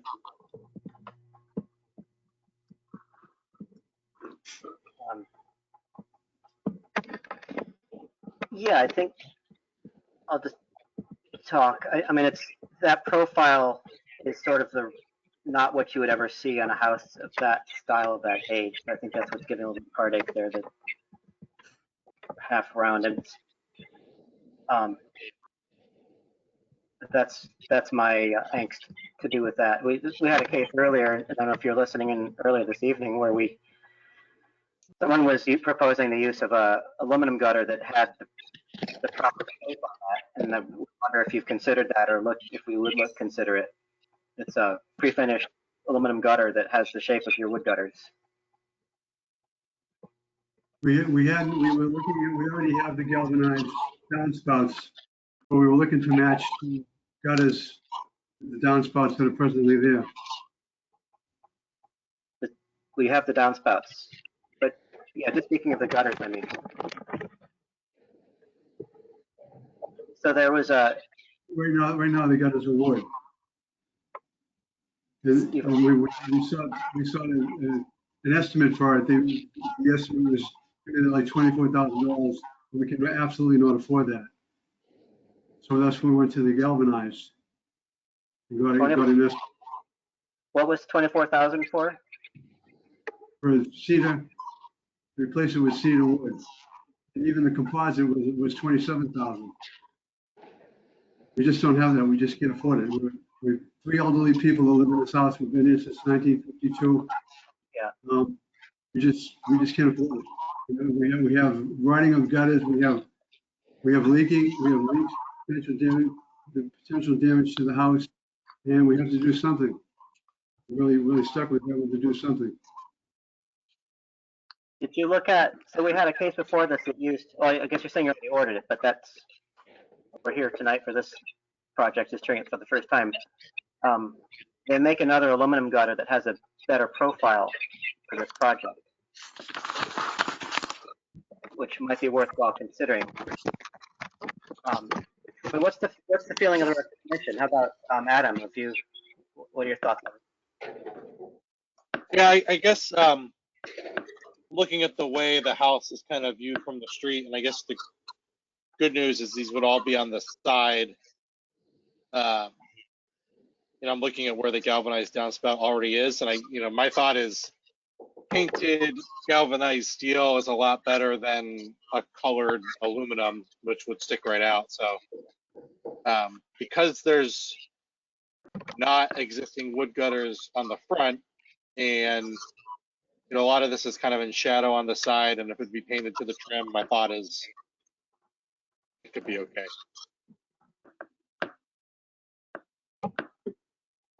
I guess painted steel in my mind is a lot better than aluminum gutters, because I think it will at least go away a little bit easier.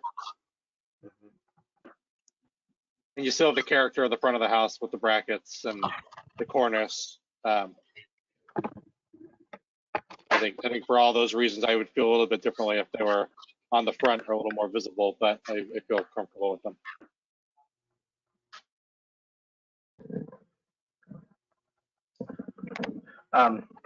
Yeah, because our guidelines say keep wood gutters, replace like with like. So there has to be a hardship or some other circumstance switch to something, which it sounds like we're hearing that you can't afford to replace with full wood gutters, which is a carpenter project. Who else hasn't? Mr. Bauer, do you have any thoughts on this? My inclination, I think, is the same as Adam's, which is be nice if we could actually match the profile of the wood, but on the side and with the galvanized downspouts and painted. I think I could be okay with this. Do we know what the difference is in price between the galvanized round gutters and the aluminum gutters that actually have the right profile? I got an estimate for the. It doesn't sound like they. I got an estimate for the galvanized gutters, 5-inch half round, $2,900.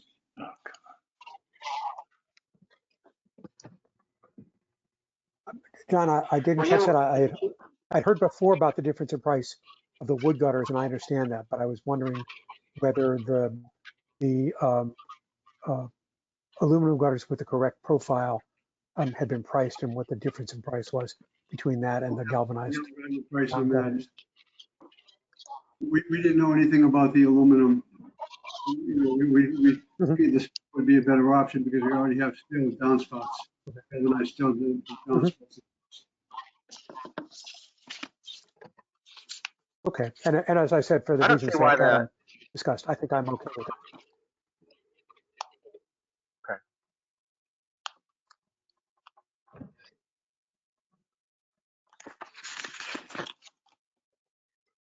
I guess the only uncertainty on my side is we don't really know how feasible alternate aluminum gutters are that we pretty much didn't know about till tonight, and whether they could be used instead. Again, downspouts you already have, that sort of information. So I don't know if we want to try to allow that information to be found out, or it's, from what I'm hearing from people so far, there's a general okayness with this proposal. Who else hasn't weighed in? How about Ryan? What do you think?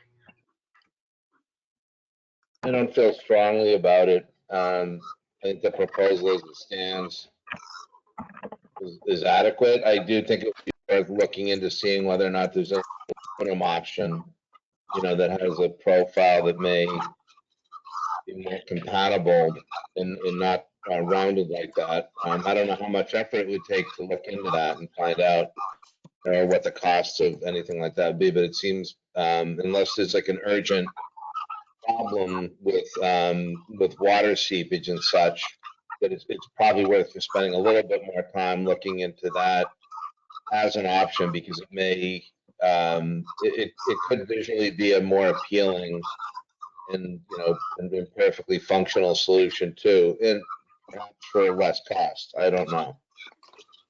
It just seems to be a stone worth turning over, I guess. That would just be my thoughts on that. We do presently have leaks. I mean, this is a problem. Okay. We do presently have leaks and the guys, we're concerned about water getting into the house. Okay. Mr. Chairman, Yeah. Mr. Chairman, if I could for a second, through you. I just want to make sure, John, this is Sarah White, I'm one of the planners. I just want to make sure that you understand what the commission is saying here, because I know it's a little bit hard to hear with some of the technology. So the reason why the commission is bringing up the possibility of aluminum gutters, like you have galvanized steel downspouts, that's okay, we all do. I had wood gutters and galvanized steel downspouts, it happens. But their concern is also, I think that you have had the opportunity to investigate, say like a standard aluminum gutter versus the form of the galvanized steel gutter that you have right now, so that you have enough information to make the right choice for you. Like, is it possible that you could put in an aluminum gutter that might be a little bit bigger, handle the water better, and have a better visual profile that might be relatively the same cost of this galvanized steel that you're looking to do?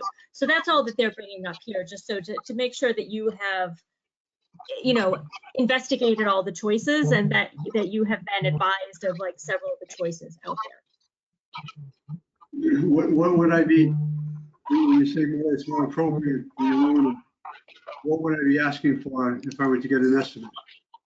Well, I think that really what you'd be looking at is I think the major question is, if you were to look at an aluminum gutter, they tend to be pretty standard. They tend to have a standard profile.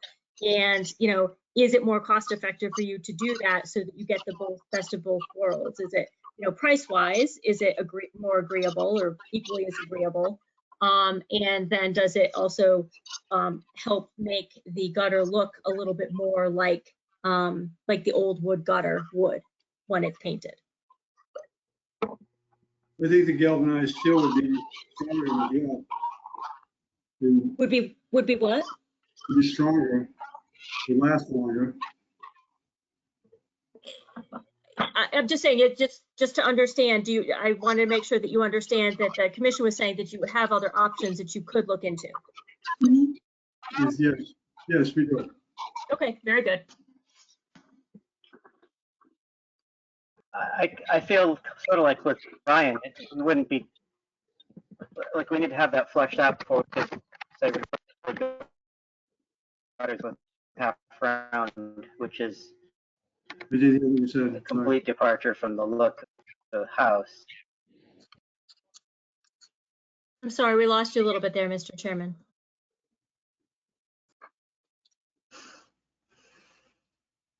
I get the hardship, and I would agree if 24 is a lot, thousands might be a lot for someone to handle, but if there's another option that works, I think it's worthwhile to take a moment to just get an estimate and see if that works for you, because that would look a lot better on your house.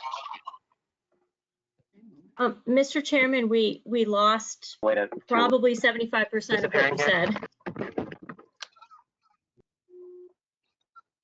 Yeah, we can't hear you now either. I agree with Ryan. I feel like there is a viable option. How about now? Any better here? Yes. If you stop moving, Hello? yes. Hello?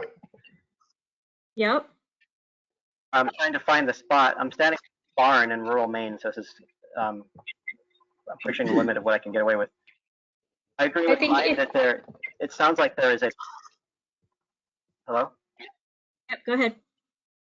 Can you hear me? Yes. Yes. I'm listening what Ryan was saying about the desire to see if this aluminum gutter option in this alternate profile that we learned about today is a viable option for this, or we just We just need to know what we're looking for. We're really not sure. We're talking about 5-inch half round galvanized gutters. But if we were looking to get an estimate for aluminum, what would we be asking the person estimating to, you know, a standardized profile? So more of an, yes, so something with a curve to it, more of an OG style, so not the half round, but the more traditional, you know, it has multiple curves to it, style.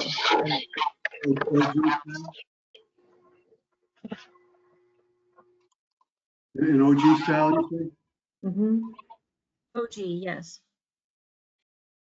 Am I back? Can you hear me? Right Yes. now, yes. All right. Sorry, there's not much else I can do. Hopefully you brought the conversation forward, or are you still waiting to hear back from me?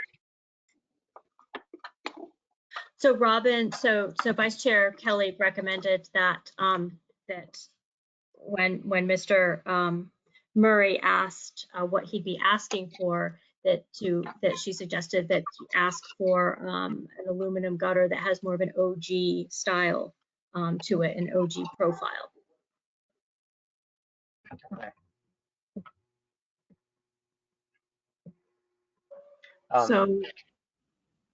So then what do we want to do? Do we want to vote on this, or?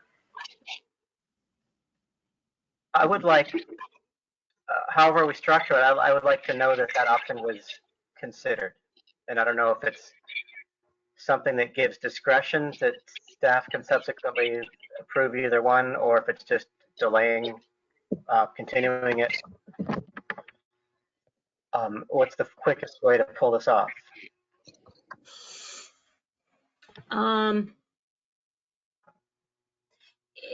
If Mr. Chairman, it's Sarah, a couple things that we could do. If you wanted to structure your vote and with added conditions that the applicant will go and get an estimate for an aluminum gutter with that traditional OG profile, and then present it to staff and have staff review it. That's fine. You can also do it such that the applicant goes about and gets that estimate with that profile, presents it to staff, and then staff has a discussion with a designated representative member of the commission to see what they say as well, be that you, be that Mr. Wiley, or Vice Chair Kelly, or whomever. And then that way, at least we'll know that it was investigated. Yeah, if that can work, I think that would be best. That way we don't hold things up, but we do get a chance to, and the applicant gets a chance to find out if there's a better option as well. Sure. And I would be, for expediency's sake, I would be fine with staff making the final call on what seems appropriate if others are also comfortable with that. I'm just saying, I have the same concern. I'm certainly willing to get an estimate to see what the OG style would cost. But if we find that within, with the estimate we got for the galvanized, then we have to hire somebody to paint them as well. Getting into $5,000, it's really tight trying to afford doing any of this. We know we have to do something. And I'm willing to get an estimate for the aluminum.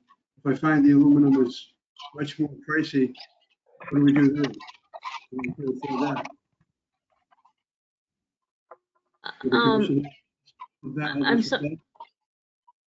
I don't know about the rest of you, but John, I missed unfortunately about half of what you were saying. I think we got a little feedback from your end. Would you mind asking that question again? Well, Matt, what I was asking is if I got an estimate for the aluminum and I find that the aluminum is too costly, you know, do I come back with that estimate to you and say this is what it is? We can't afford it, because for the galvanized, we still have to have those painted and hire a painter to do that on top of the estimate we got for the gutters, and even that's going to be tight for us. They said we're trying to do this as reasonably as we can, and to protect our house before the winter gets here. And so it sounds like what you're asking me to do is to seek an estimate for the OG style aluminum, and then come back to you with that estimate. Back to you to say whether we can afford that or not. I mean, I'm not sure what you're asking. Yeah, that would be the thing. You get an estimate, go back to staff, which is Sarah or Wendy, and we would allow them to make the call. So we're not talking about a big, it's just getting an estimate and contacting them. It's Right. not like a month. So it can happen as quickly as you can make it happen, basically. And also note that these things wouldn't need to be painted, so these would just go straight up as opposed to the galvanized, which you'd need to get a painter for. If these work out for you. Aluminum Is would that have to be true? Would the aluminum not be painted? Yes. Yeah, the aluminum would have to be painted too if it's not a color that matches the current color of the house, which I think, John, your house is green, correct? Yeah. So, yeah, so Mr. Chairman, the aluminum gutters would need to be painted too. And that, I think, is the concern of the applicant, is the added cost of painting that if the aluminum is more expensive.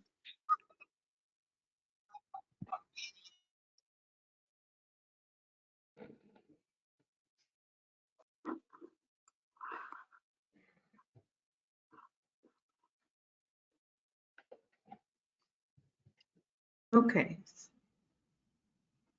Well, Mr. Chairman, it seems to me that there's a reality here that if you're going to replace gutters, you're going to have a cost anyway. Whatever gutter you put up, you're going to have to paint it.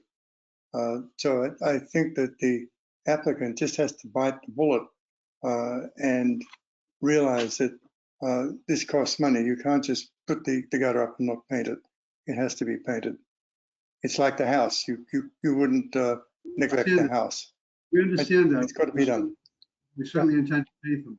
I'm just saying that's just added cost. And, you know, we know our financial situation. It's not something easy for us to do. We know we need to do it. We know we need to paint it. We're not saying it's not an option to paint it. Clearly, we plan on intending to do that. But we got a really good price for the galvanized gutters, and thought it was reasonable. And with painting, you know, we figured it's something that we could manage. I think I can get an estimate for the aluminum gutters. Get an estimate for the aluminum gutters.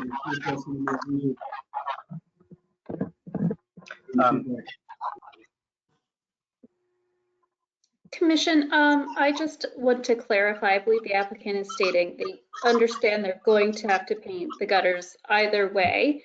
The concern is that the aluminum will cost more on top of painting. And also I know there's time constraints because the gutters are pretty rotted. The current gutters are fairly rotted. Yeah. So I don't think, we're not. I was just gone for a bit with the audio locked out. Yeah, so. We're not, for this house, we're not speaking specifically of Dura gutters, correct? We're speaking about just regular aluminum gutters. Right.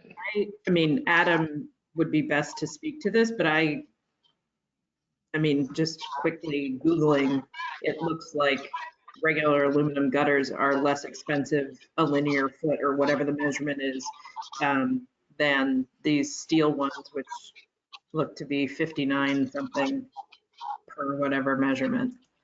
Do you have a sense of what the costs are relative to one another between the galvanized steel and aluminum? I don't, only because there's such a big variety of aluminum gutters and what can go up. That's why, I mean, my first statement was, I'm a believer that painted galvanized steel, simple half round would be a lot less offensive than cheap aluminum gutters, whether they're painted or not. That's just my opinion. I think the galvanized steel is simple. It goes away when painted, blends in with the trim. Cheap aluminum gutters, you see all the seams and they look like cheap aluminum gutters. So like I said, in the start, I think that painted steel is a lot less offensive than cheaper aluminum. These Dura gutters that we talked about are very expensive, and it sounds like they're right in line with copper, and they're not an option. So, Right. yeah, that's my opinion, that the galvanized steel is a better option than cheap aluminum. I agree with you completely. So we suggest that we approve Okay, so we're, either the galvanized, either the half-round galvanized steel or aluminum with the appropriate profile. And then leave it up to the applicant about which one they want to use. And if it's the aluminum ones, they would be subject to staff review. So staff could look at them and say, yeah, this is okay to use or not. And either way, it then leaves the applicant able to use the half-round galvanized steel if that's his choice on it.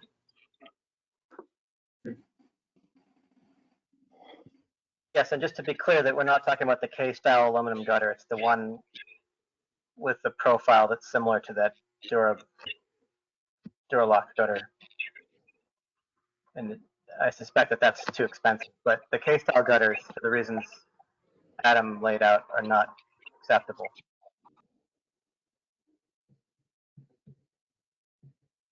Right, and John has said that he wants to use he was not, because he wants to use the galvanized steel, and we're just suggesting that we give him the alternative of an appropriate aluminum one if he wants to do that, and he can then run that by staff for its appropriateness, if that's what he chooses to do. Let's do that. Yep. We didn't take the public. Anybody from the public want to comment on this? Any member of the public who's here who wants to comment on this case at 50 Sargent Avenue, please use the raise your hand function. And I will look to see if anyone has. Mr. Chairman, I see no one. You can close the public portion if you so desire. Oh dear. Mr. Chairman, can you hear me?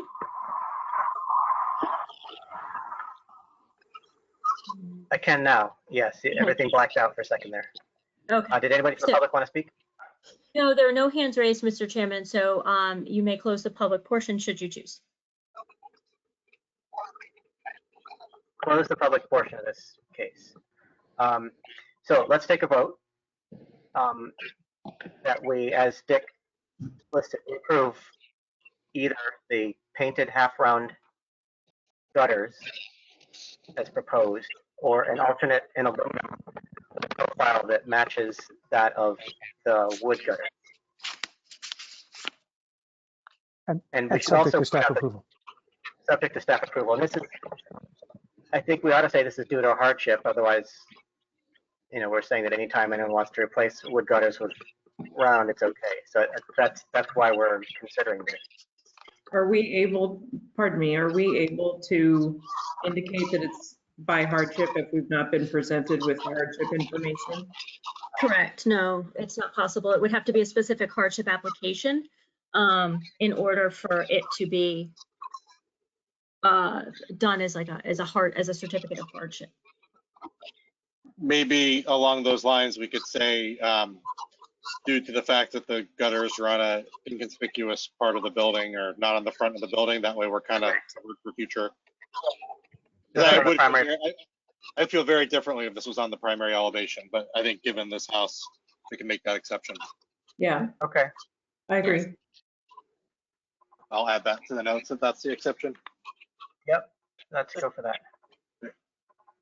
All right, everybody good with that wording? Yep.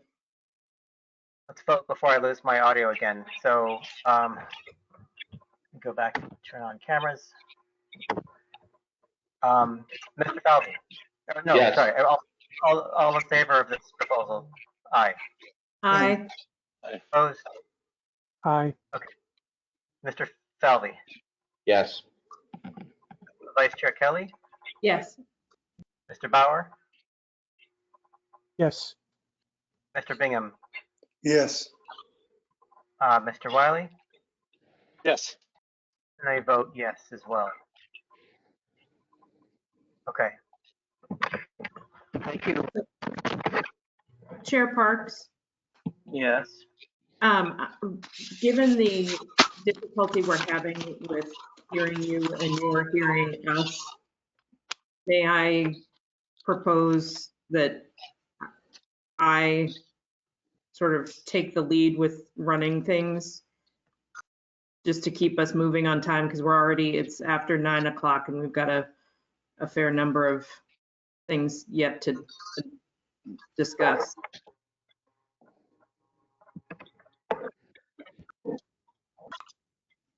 We can't. Yeah, I lost you while you're saying that, but I think you're asking if you could take over, and I would like that. I think this is Okay. getting ridiculous, so I would request that Vice Chair Kelly take over Okay. this hearing, because I'm just losing audio at weird times, and we have cases. I'll call in and see if I can make it that way. Thank you. Okay? And we are voted to allow this to occur. Sure. Do we need to do anything So I'll check out. to make that change? Ms. White, Ms. Chekowitz? No, you should be okay to go ahead and take over. But we'll note when, in the record, when Mr. Parks leaves and when he comes back. Okay. And so has the owner of 36 Atherton, George Soropoulos, has he joined us? Yes, he has. He's been texting me, and I've been sending chat messages to the organizers of this to say that he is in listen-only mode. Okay. He is an attendee. He can hear us, but he cannot speak. So if the organizer, he's on the phone. So if the organizer could unmute him, I'm sure he would like to talk about this.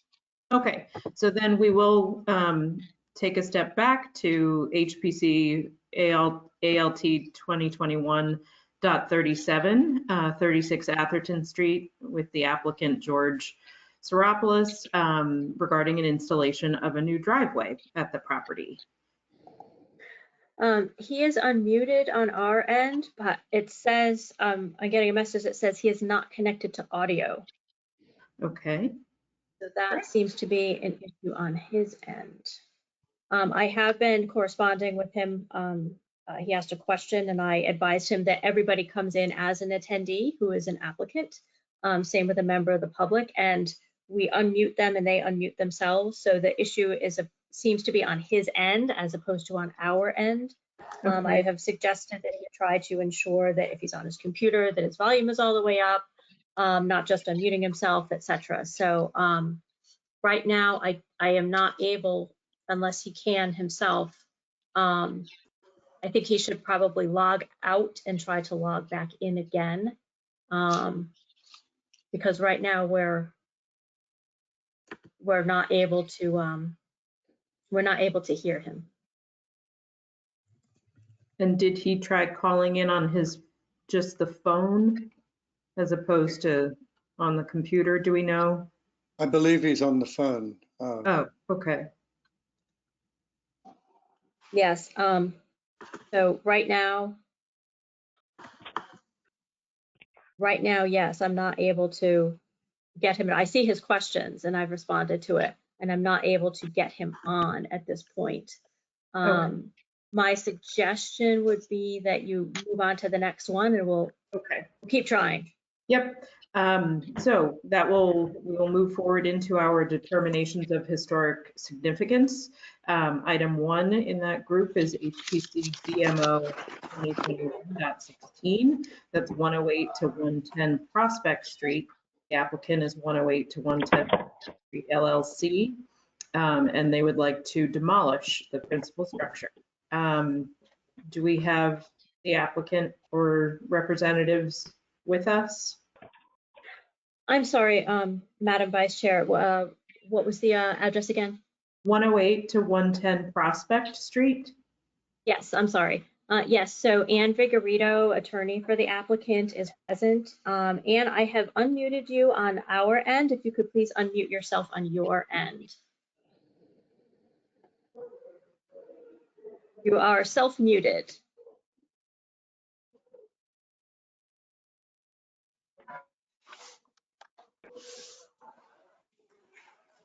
Anne, you are self-muted on your end. It's the theme of the evening.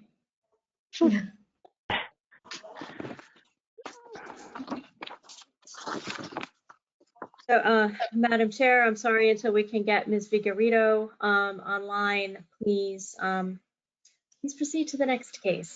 Oh, wait, Good evening. she's This is there. I'm sorry about that. All right, Good evening. and we can hear you.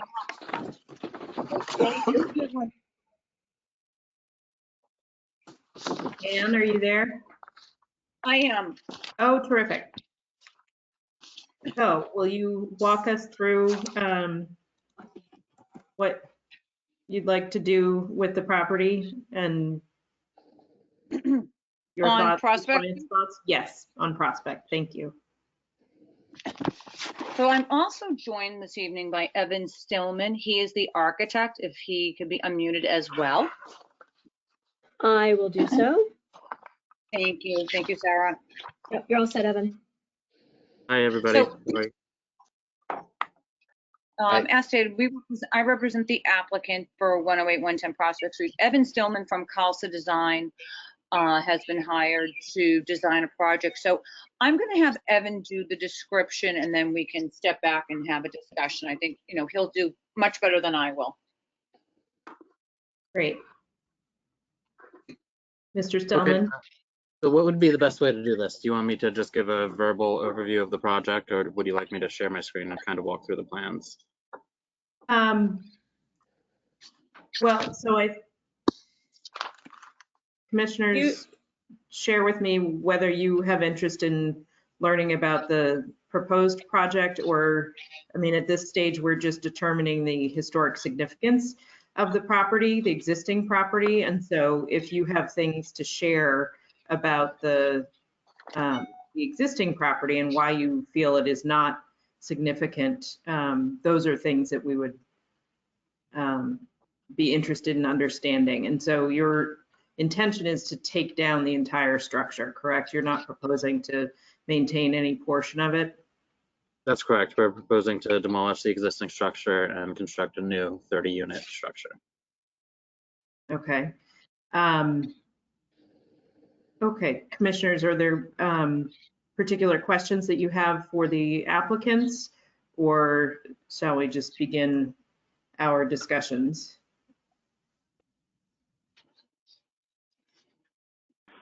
I guess this is Adam Wiley. I would just echo what you had said, Robin, that while I'm interested in what you have designed, at this point in the process, we actually don't have purview or need to consider what's going. We're more analyzing the building that's currently in place. So that's what our discussion will be based on. I guess to jump right into that, I mean, it's a triple decker, and there are, I think, massing and some details still there. So I think that's my only comment, is that we have this discussion a lot. It's I need to consider it as far as look a little bit more carefully about the streetscape, which I'll do now, but its original form of massing seemed to be there. So that's my only comment. Yeah, this is Eric. Can you hear me? I'm Eric. I'm back by phone. Yeah. Yep. Okay, cool. I agree with Adam. It's not part of a street. It's not part of others like it. It's somewhat unique on its side of the street, I believe. It is an older building. It housed workers, and it has a story to it. I wouldn't say it's unique in the city, though. There's certainly others like it.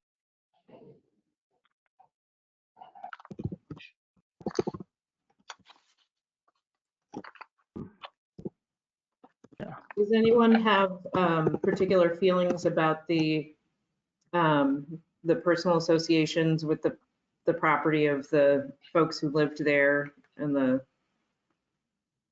in terms of significance relating to any of the people?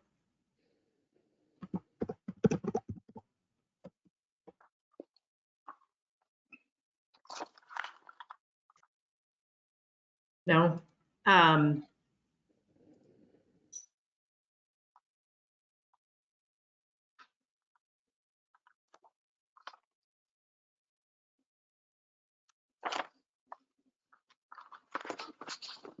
Madam Vice Chair Kelly, Yes. as I reviewed the staff report, I did see that from the directory. I always enjoy these because I enjoy the historical aspects of them. It's a learning process, for myself. And when I go through, I highlight things, but from what I see, it says the property was rented by a variety of working class families. I'm not saying that doesn't mean they're not important, but I'm not seeing that Kennedy or, we're going to get to another property after this. And I think there were some more significant names in history. And, I did take note that based on the observations of the building and the historic maps, that the building, I guess, retains some integrity of its original form, but that I think many alterations have occurred to the structure, so they obscure what the original details of the architectural design were. I mean, as I look, and as you look at the photos that are presented on the staff report, I do feel like it's, I do see like the windows and so forth, maybe that, but I think the rest of it all, and I don't mean to be disrespectful, it just blends. And I do feel like in a new project that, there could be some of the integrities of what the original building looked like, perhaps that could, come into play. Mm-hmm.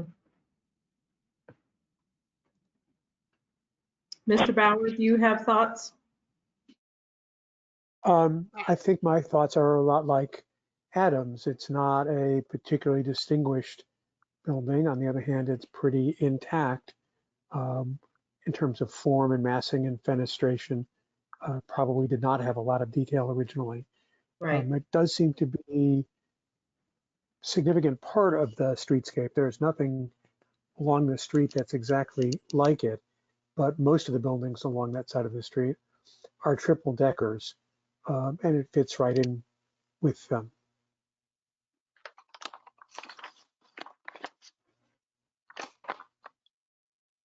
Mr. Bingham, do you have thoughts?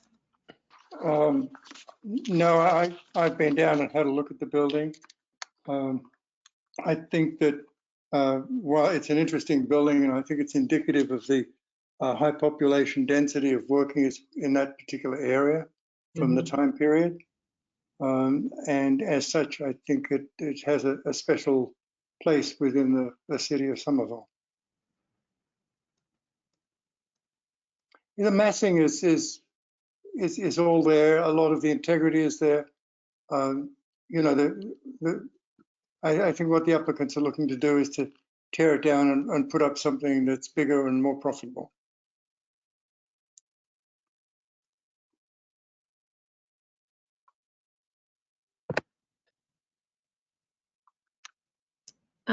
Staff, is there anything that you feel that we have not touched on that you would like to be sure we're thinking about? Wendy? I think everything was mostly covered. I just want to reiterate, it's very typical of the buildings that were constructed in that time and for workers' housing in the area. Is an example of the housing that was going up then and a great part of the history of the area, or at least a good building representative of what was going on in that area at that time. There has been some alterations to the building since then, but otherwise it's still mostly intact. Yeah, I think one of the things, because that stretch of Prospect has so many triple deckers, it's interesting to see the sort of double triple decker format. And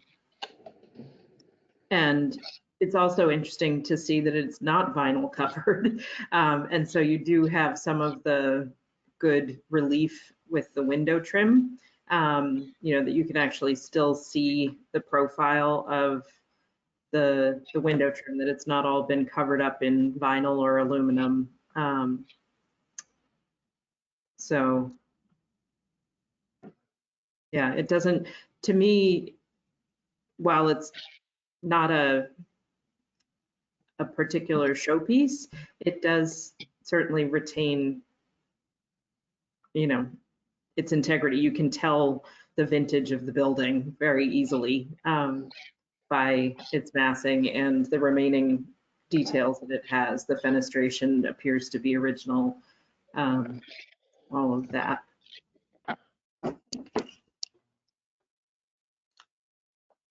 Mr. Falvey, do you have thoughts? I don't think I have anything substantive to add beyond what's already been stated. Vice Chair Kelly, so thank you for asking.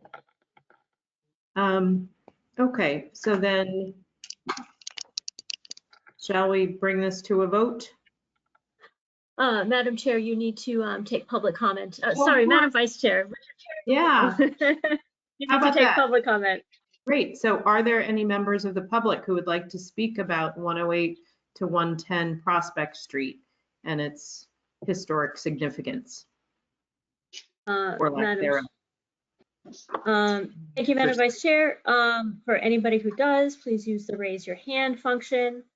We have one member, Meredith Porter. Wendy, do you have the timer, please? Can you share your screen? Just as a reminder to all members of the public, public comment is limited to 2 minutes, and Wendy will be showing her screen for a countdown timer. Just 1 second.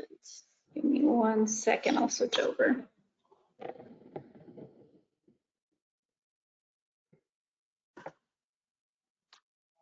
All right, so Mr. Porter, I have unmuted you on our end. If you could please unmute yourself on your end, and there you go. Okay, Meredith Porter, 104 Josephine Ave. And one thing that is unusual about this building is that the lots are separate. 108 and 110 Prospect Street are separate lots. There are very few buildings like that, and I'm wondering, does this have a firewall in the middle of the building? I know there are some buildings which are located across lot lines, which are essentially connected row houses. And I'm wondering whether this one falls into that category. And looking forward, I would also wonder whether the developers are planning to ask for lot consolidation if they want to, that may be outside your purview, but if they want to develop the two lots together. So that's my interest. I can say that I did trace back a bit, and I saw that the two properties had common ownership for quite a few years, and I didn't find the point at which they diverged, but I imagine at some point going fairly far back in the past, there may have been a time when the two lots had separate ownership, and perhaps the different owners had interest in the different portions of the building. So that is it for my comment. Thank you. Thank you very much. Ms. Chekowitz, in your, and I apologize if this is in the report, but do you have any information about things like firewalls or understanding the how and when the property came to be on two separate lots? So I do not have any information on when if the building has a firewall between the two different lots. However, if you go through the maps, those two properties as they are developed, so from the 1874 maps, you can see that they are two separate properties owned by separate owners. I couldn't find information on when they unified under a single owner. Okay. And Madam Vice Chair, if I could, when it comes to like merging lots, I think that was one of the other questions that the applicant had. That is not in your purview. That is a question for zoning. And this would not have been a row house, but interesting, like Ms. Chekowitz said, it's like sometimes these are developed like cross property lines, which you don't see that much anymore, but it was not necessarily uncommon, but I can't say it was a routine occurrence back in the day either. But this would not be considered a row house, and nor was it ever part of one, as opposed to like other very like 6, 7, 8 units in a row that we see throughout history that really form what is a typical row house. And are there any other members of the public who would like to comment?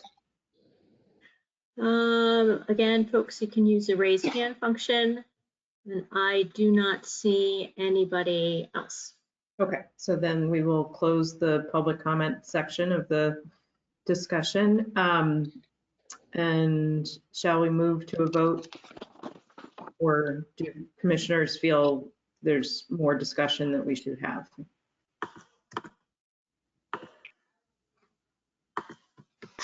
Good.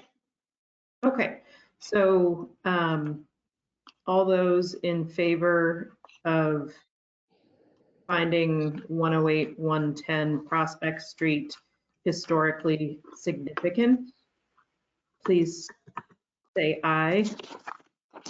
Is this significant or? Aye. Aye. Aye. And then we'll do, and do we have any nays? So we'll do a roll call. Mr. Bauer, Yes. Mr. Falvey, Yes. Mr. Bingham, Yes. Mr. Wiley, Yes. Chair Parks, Yes. and I also vote yes. So that means we have found the property to be historically significant, and that will move us on to next month when we will determine whether it is preferably preserved or not. Madam Vice Chair, I think we Yes. now need to make findings. Oh, sure. So our folks, shall we move to adopt the findings of that staff presented in the in their report?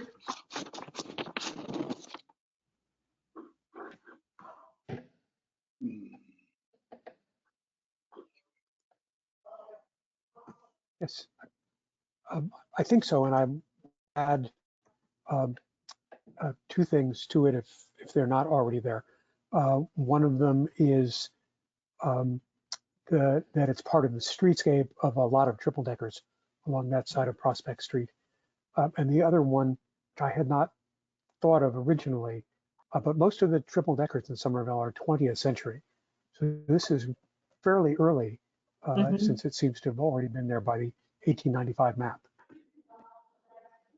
Thank you for that. Any other pieces to add to the findings? Nope. No, I think that's good. Okay, so then shall we vote to accept the findings in the report with the addition of the comments just made by Mr. Bauer? All those in favor? Aye. Aye. Aye. Aye. Mr. Bauer? Yes. Mr. Falvey? Yes. Mr. Bingham? Yes. Mr. Wiley? Yes. Chair Parks? Yes. And I also vote yes.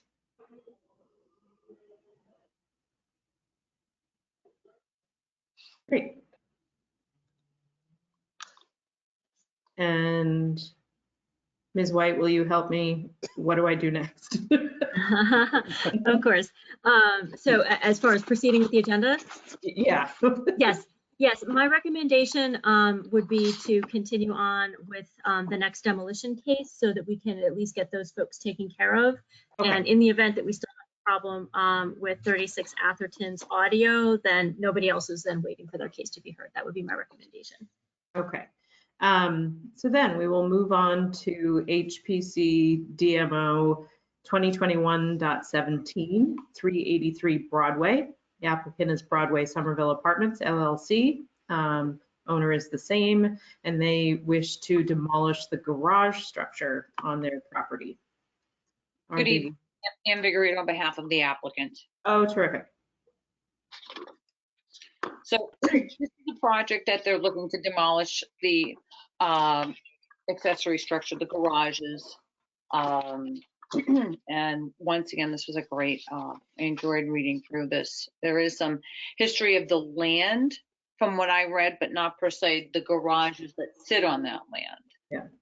Yeah. So, obviously they're looking to demo the garages, the land would always be there. And as, this is a project that I think the commission may be familiar with. I think there was a previous description. I apologize. It's been a long evening.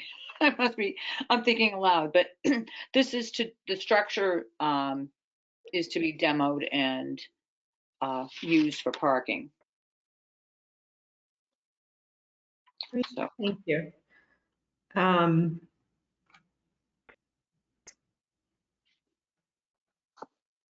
So, I mean, the applicant's position would be to move forward, that it's not significant. Thank you.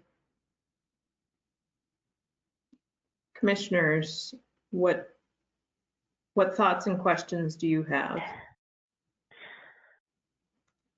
Well, Eric here, by phone. This vintage of building are kind of near and dear to me. I think they're becoming scarce. It seems relatively intact, given that these are often carved up and has had facade changes. So I see it as being a significant building. It'd be a pity to lose it for a parking lot, but that's where I am with it right now.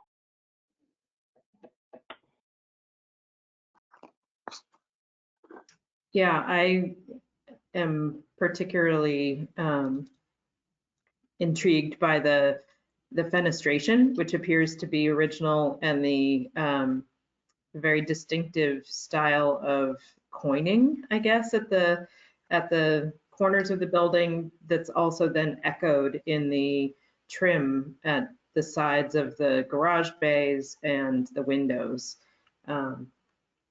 It's just very interesting and very, to my eye, very deco, which we don't see a lot of that. There's just a little bit more style to this particular building than many of this vintage garage that we see in Somerville. Yeah, especially that has a kind of a cool medallion type thing over the center of the cornice line there, which is kind of interesting. Yeah. It is. Yeah, this is Adam Wiley. I'll just echo, I also have a soft spot for these, but I think they tell a story of the kind of industrial history. And also just so many cool things can be done with these buildings. It's a shame to see them go. I mean, the masonry isn't, there's some great details in the masonry, and I just think it's an important building type to keep around. That's all. This is Dick. I also like the way that it is set into the hill so that it can have a ramp up to the upper floor and also have access to the lower floor. A modern building would be built very differently to serve those kinds of functions, and they probably wouldn't have thought very much about a building of multi-levels all accessible from the outside that way.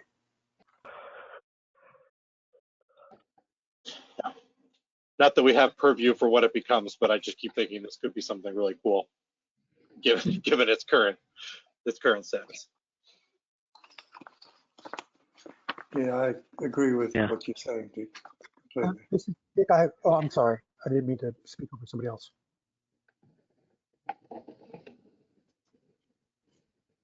I was.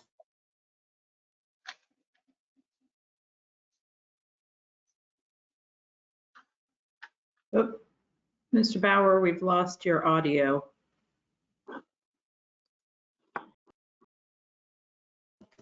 Part of what's proposed for demolition. So, Mr. Bauer, we lost most of what you just said. The audio was out. I'm sorry. So I was asking to the left of the main building, there's a wing that looks like it is quite different in character. I don't know if it was built at the same time. It doesn't look like it was. And is that also part of what's proposed for demolition? And what do we know about that part, if anything? I'm sorry, could you repeat that as far as the demo question? Sure. And sorry that if I'm breaking up or if I'm not clear, but looking at the building, sort of the main structure, which is symmetrical, it has the brick, it has the coinings, it has the step up in the center with the medallion that Eric mentioned. And then to the left of that building is either another building or a wing of that building, which is quite different in character. And I was wondering about that, including whether that building, which is closer to Broadway, it is part of what's proposed for demolition. No, it is not. It is not. Good, thank you for clarifying that. No, I know there's some confusion because of the garages, but no, the building that's on Broadway, 383 is absolutely. I'm sorry, I didn't mean the apartment house, but between the apartment house and this structure looks like another brick structure farther back, quite different fenestration, none of the same details, no coining. It's up that same ramp as the main building we're talking about. Are you talking To the there? left. Look at the photos. There's a dumpster in front of. Yes, Yes, that's it. Yes. No. so that is not part of the proposed demolition. No, It's not? I don't believe it is. I don't believe it's part of the same building. Well,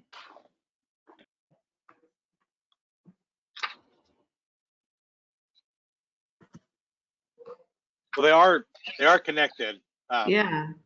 Yeah, they touch in the corner. They're I had understood that it was that entire sort of single. I believe it's story. I asked for them to mark the photos a little bit better.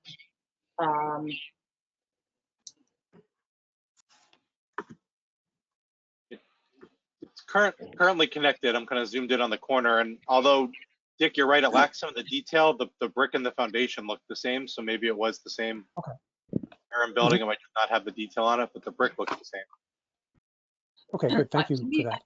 I assumed it was an addition at some point in time, just because it doesn't seem to be the same. But I'm not clear as to whether or not it is. Ms. Chekowitz, do you have clarification on that sort of left wing of the building that's stepped back a bit from the main?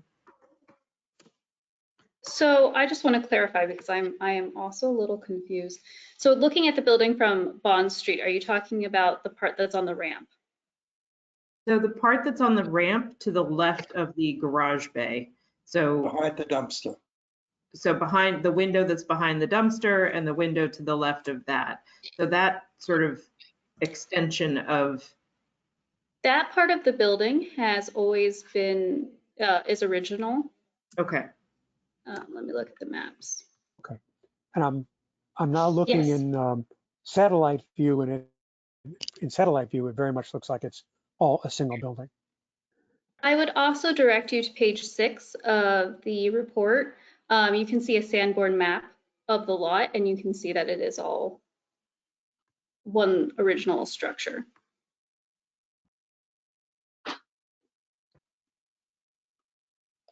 Yeah. Okay, Right. thank you. And then So it's included. looking at which I think is the, must be the north side of the building, is also a wing. And the fenestration of that looks a lot like the fenestration on the, what we've been describing as the left wing of the building. Yes, so if you look at the map, the Sanborn map on page 6, it shows all of that same original structure that Right. exists now. And it's contiguous, Dick. So I would suggest to you that part of the building that's behind the dumpster is also part of the same building. Yes, I'm certainly persuaded by that, looking at the maps and looking at the aerial view. Thank you. Is there any further discussion that we would like to have before we open this up to the public comment? Not on my part. Okay. So is there anyone from the public who would like to comment on the historic significance of 383 Broadway, the garage behind that building? Madam Vice Chair, I am looking through to see if anyone has used the raised hand function, and I do not see anyone at this time. There are no members of the public with a comment. Okay, then we will close that section of the meeting to public comment.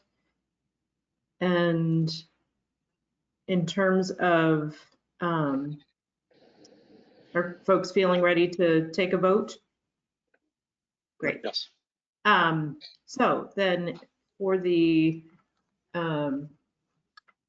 garage structure behind 383 Broadway, all those in favor of finding it historically significant, please say aye. Aye. Aye. We'll take a roll call. Mr. Bauer, Yes. Mr. Falvey, Yes. Mr. Bingham, Yes. Mr. Wiley, Yes. Chair Parks, Yes. and I also say yes. So that's unanimous in finding the structure historically significant. And in terms of findings, do we want to add anything to the findings from the staff report? Or shall we adopt the findings noted in the report? Well, I think I'd add in the part that Mr. Bauer had noted that the way the split level appears is something that would not appear in a modern building. And that's something that's unique in Somerville on the facade, on the front entry.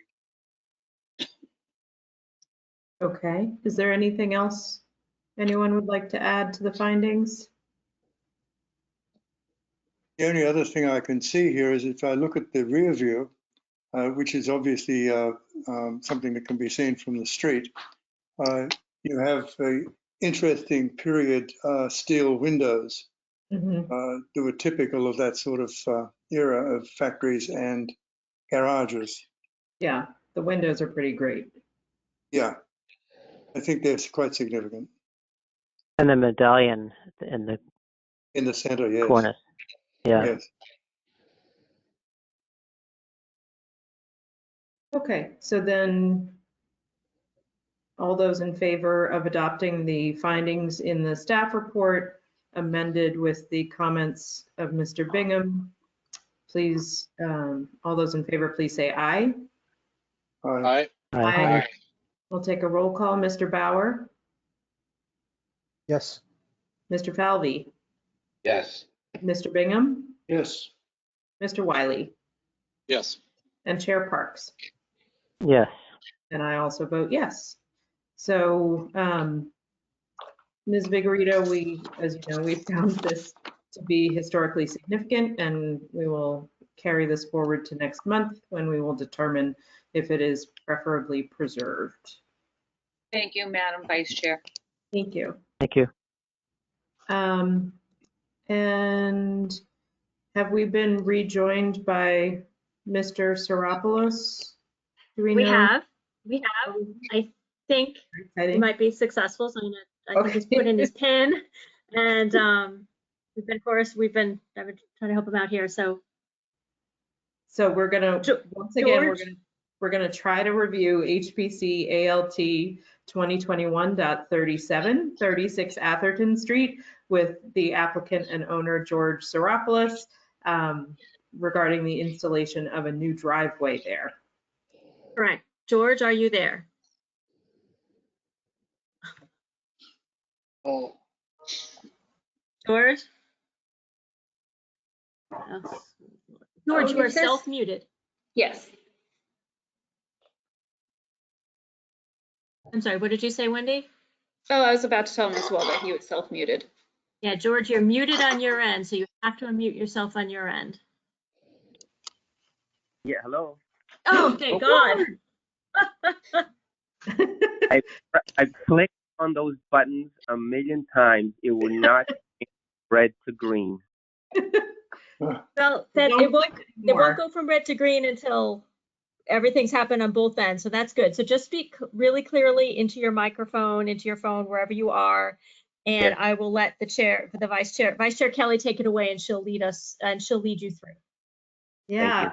Thank you so much for joining us. And I'm sorry we've had such difficulty with technology, but thank you for sticking with things. So will you share with us your plans for the driveway, your proposal for a driveway? Okay. Basically, I want to complete the project, which I have been working on for the past 16 years.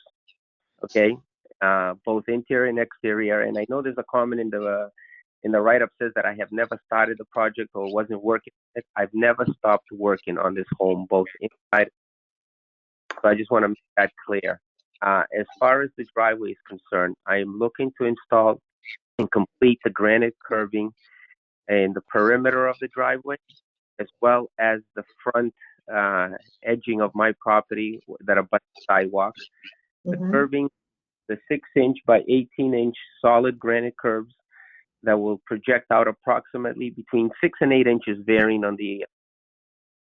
And I will be inserting the Styles and Hart Boston City Hall paver, known as S&H pavers. It's a solid brick, 2 1/4 inch thickness, standard brick, standard color, known as the City Hall paver, and basically just complete the driveway. And then I can answer whatever questions you might have. Great. Commissioners, do you have any questions? Yeah, I just think it's worth noting that the applicant had been previously approved several years ago for this driveway. And basically the approval has timed out, which is why I believe it's in front of us. And I think that since then, the ISD have changed some of their requirements on drainage, which I believe the applicant has actually complied with. So it's something that we had, and Dick and Ryan, you can probably remember this also, approved before. This is the roundhouse. Yeah. And we'd approved this driveway previously. And I personally would like to congratulate the applicant on the job he's done on the restoration of this beautiful and very unique building in Somerville. So I just wanted to clarify that it's something that we had already approved, it timed out, which is why I believe he's back. Is that correct, Mrs. White? That is correct, Mr. Chairman. Sorry, I'm so used to you being Mr. Chairman. I apologize. Oh, no. Mr. Commissioner. Oh, my goodness. Next thing you know, I'll be calling you Mr. President. Yes, Mr. Bingham, thank you so much. Apologies. So, and George, I just want to clarify something that piece that you brought up about it being in the staff report about the project having stopped. That comment is only relative to the approval you got for the driveway that didn't get completed and it just timed out. It has nothing to do with all the other work you've been doing on the property. So, and because that timed out, that's why you have to come back. So just reiterating what Mr. Bingham said, has nothing to do with the other work you've done on the property, which we know you've done continuously. Correct, I understand that, but I've also been working on the drive. I have documentation of the receipt of the materials when they were delivered throughout the period of time. Photos which I take before, during, and after of every project, in the midst of photos that I've taken of the roundhouse, because every single thing that I've done to it. But again, I'm not here to dispute whether I timed out or not timed out. I just wanted to make it clear that I have that documentation and can show it and can prove it. And I've tried to send it, but for one reason or another, I couldn't. But the bottom line is this, the driveway, I'm looking to complete it. I'm looking to do it as true as possible. If anything, I would be arguing against the fact of putting any materials other than what I'm putting in, because these are the true materials that this house deserves. Costing me way more to put the materials that I'm putting in because I could have used alternates, but I'm not choosing to do that. As far as the drainage is concerned, my property is pitched into my property. There's no drainage that goes to the city. Yet I am adding trench drain. I'm adding a dry well. I'm doing everything that is needed and that this house deserves to have installed. I'm just looking to complete it as soon as possible because just the permit process has taken me over 4 months, and it's dragging on and on. And even this webinar this evening, I was never given a pin. I've text the messages, photos to Alan throughout the evening of everything that I've been clicking on, and nothing on that information had anything for me to try to even log on. So it's just been pain after pain after pain for whatever reason. Again, it is what it is. I'm happy to answer any questions you might have about the project, inside or out. Thank you. And thank you for your devotion to this property. As it was already discussed this evening, I think we were all very, very appreciative of your efforts and devotion to the property, and that shows in the selection of materials for this particular project. And again, thank you for your patience this evening with the meeting and the technical challenges. Does anyone have any questions or comments on the driveway? I think the design looks fine. It looks good to me. Yeah, I agree.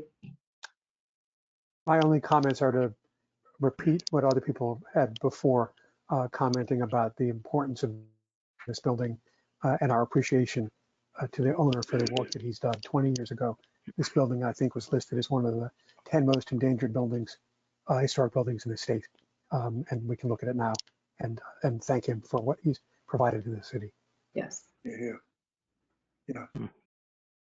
I'll just add along that note that every morning I take my son to preschool on Summer Street, and I purposely take a shortcut so I can drive by the house every single morning. So thank you for that. Thank you for the positive comments. I really appreciate it. But I have to tell you, the outside doesn't do justice to the inside station. Not even close. And we've documented every step of the way. Like I said, there's so many pictures, we can't even count them. And it's been done. I mean, I like to brag about it all day, but like I said, the outside doesn't do justice to the inside. Well, someday, maybe perhaps it would be lovely if you would extend to us an invitation to come and see the inside when all the COVID stuff is over. I think we'd all be absolutely delighted to see that. No pressure, thank you. Yeah. No pressure. We ready to vote? Yep. Yes. Yep. Okay. Is there any public? All right. Are there any members of the public who would like to comment on this driveway proposal? Anyone in the public, please use the raise your hand function. Click that so that we know that you want to make a comment. And Madam Chair, I do not see any. Okay, then we will close that section of the discussion and move on to a vote. So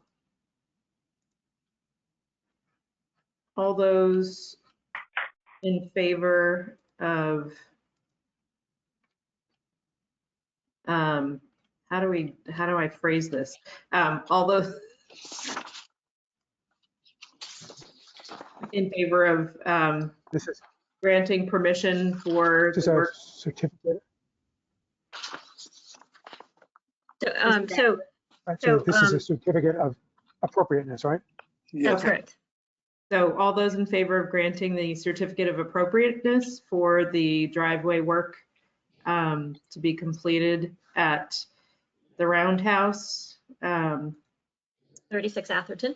36 Atherton, thank you very much. Please say aye. Aye. Aye. And we'll take a roll. Mr. Bauer, Yes. Mr. Falvey, Yes. Alan, Mr. Bingham, Mr. Yes. Wiley, Yes. Chair Parks, Yes. and I also say yes. So, great. Good. So, And very much. if you could adopt findings, I mean, just like why you find it appropriate, etc. And yes, and so does anyone have anything to add to the findings that are noted in the staff report? No. No. Nope. All those in favor of adopting the findings noted in the staff report, please say aye. Aye. Aye. Aye. Mr. Bauer, I'm sorry, I'd lost connection, and so I did not hear what was in front of us. so doing a roll call regarding adopting the findings that are in the staff report. Aye, yes. Mr. Falvey, Yes. Mr. Bingham, Yes. Mr. Wiley, Yes. Chair Parks, Yes. and I also say yes. So findings in the staff report are adopted. And terrific. So again, thank you very, very much, Mr. Psaropoulos, for all your efforts, and good luck with this project. Thank you very much. Thank you for your patience with my. Thank you. Thank you. Have a good evening. Thank you. Thank you. You too. Too. And so that then, if I'm not mistaken, actually brings us to other business. Is that correct? Correct. Okay. Good. Has everyone had a chance to review the May meeting minutes? Yes. And I have reviewed it. I had one comments? comment Yeah.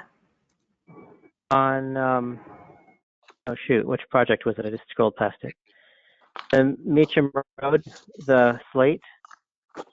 Wasn't there a lengthy discussion about the cheek walls of the dormers? And I forgot how we actually ruled on that. There was about whether we could use panels or slate or clapboard. It was flat, basically flat board, if I recall correctly. Yeah, they wanted flat panel. Yeah. And so there was a lengthy, they wanted to do paneling so that it looked like a raised panel, kind of looked like a shaker kitchen cabinet. Yeah. And then, we explained, there was a discussion about what would be appropriate. And I believe it might've been actually Mr. Wiley that said yes, slate would be appropriate, but they were saying that they didn't have enough room to properly put on the slate or something. And then we said shingling would be appropriate. And then flat panel, listen to me saying panel, it's too late. Flat board would also be acceptable because it's similar to an example that they provided that they took inspiration from, which happened to be former Chairman Bingham's house, which is a flat board. Yeah. So we should probably say that because I don't think we say that in the minutes here that represents, that's a change from their proposal, isn't it? Yes. Okay. I can I don't know add if we that need back to, in. probably, it's a tiny detail, but that was like one thing that got talked for a while. Okay. Any other corrections or changes? A few things. One of them is I wanted to speak positively about the form of the minutes with each item having something marked HPC action, what was in front of us, and then what the vote was. I really like that format for it. I had on page 5, there's, I think, a typo. The last bullet point from the first item on Bow Street is marked Street Cape, and I think it's meant to be Streetscape. Yep. Mm-hmm. Thank you. I can fix that. And but also on that one, I'm listed as voting, and maybe I did, and I just don't remember it. I left early, and the minutes show me as having left early as of the next item, the Thurston Street one. But I think I left before Bow Street. I wish I could tell you definitely. I just don't remember it at all. And since I left early, I'm thinking maybe I left early before that one. Does anybody remember, or should we check the recording? I think we're gonna have to check the recording on that. I wish I could tell you 100% either I was or wasn't there, and I can't. But I'm thinking I would remember it. I think had I been there for that. And then the last item that I want to note on the determination of significance. This is on page 6. And it's marked, it says HPC action, the commission voted 2-2 to determine the property is preferably preserved. But we actually voted, since it was 2-2, we voted not to determine the preferably preserved. And the next phrase, that the motion failed because it was a tie vote, accurately Sorry. states that. Mr. Bauer, which one was that? Was that 60 Medford? Yes. That's 60 Medford. So 60 Medford was coming in for historic significance. I don't think it was there for preferably preserved. Yeah, I didn't know how to, I mean, I wrote motion failed because it was a tie vote. I didn't know, how to. Right, so I think so two things. One I had, but now Sarah has flagged the other, is that I think the vote was on whether to determine it, but since it failed, then we voted not to determine it, preferably preserved. And then the other thing is, Sarah seems to be saying it actually wasn't in front of us for preferably preserved. It was in front of us for historically significant. That's right. That's right. So it should read, the commission voted 2-2 to determine the property not historically significant. Correct. Motion failed due to tie vote. Correct. Okay, so just say voted 2-2, not historically significant. Yeah. Voted 2-2. So It the fails. motion, right. So the motion was brought to vote the property, to declare the property historically significant. The vote was 2-2. Therefore, the motion to vote it historically significant failed, and the property is released. Well, you don't have to write that the property is released for demolition. That's fine. We take care of that. But, yeah. Okay, just one other thing on page 5. By the way, this I think is sort of a good illustration about.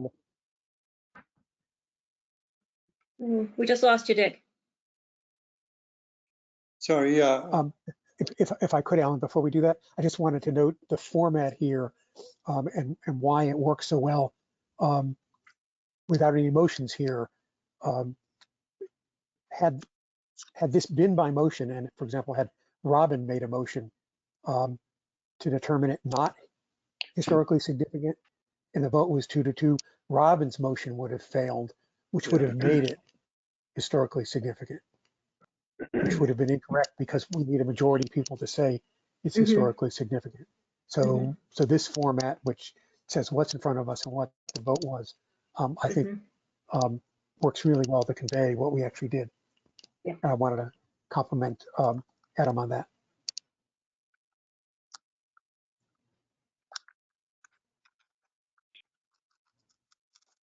Any other?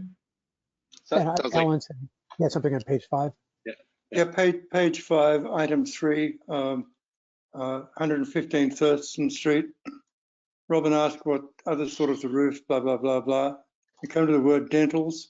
I believe that's spelled D-E-N-T-I-L-S. D-E-N-T-I-L-S refers to teeth. I know it's something Spell check doesn't know that. Hard to bite off and chew over, but I think we could just fix that little typo. Surprised spell check didn't change it to a big toothy emoji. I know. Yes. All right, thank you. That's a good one. I'm sure Robin is concerned about our teeth also, but we all are.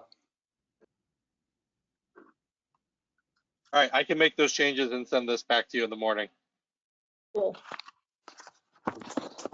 Okay, and Great. this as a business item, it now is appropriate for us to make a motion to adopt them, because this is not in front of us based on somebody else's application. And so I make a motion to adopt the minutes as amended. I'll second that. But before we vote on it, I just need to ask, so does this need, before we actually vote on it, does this need for staff to go back and look and see, listen to the recording and see when I left? And whether I was or was not around for Bow Street before we actually vote on it?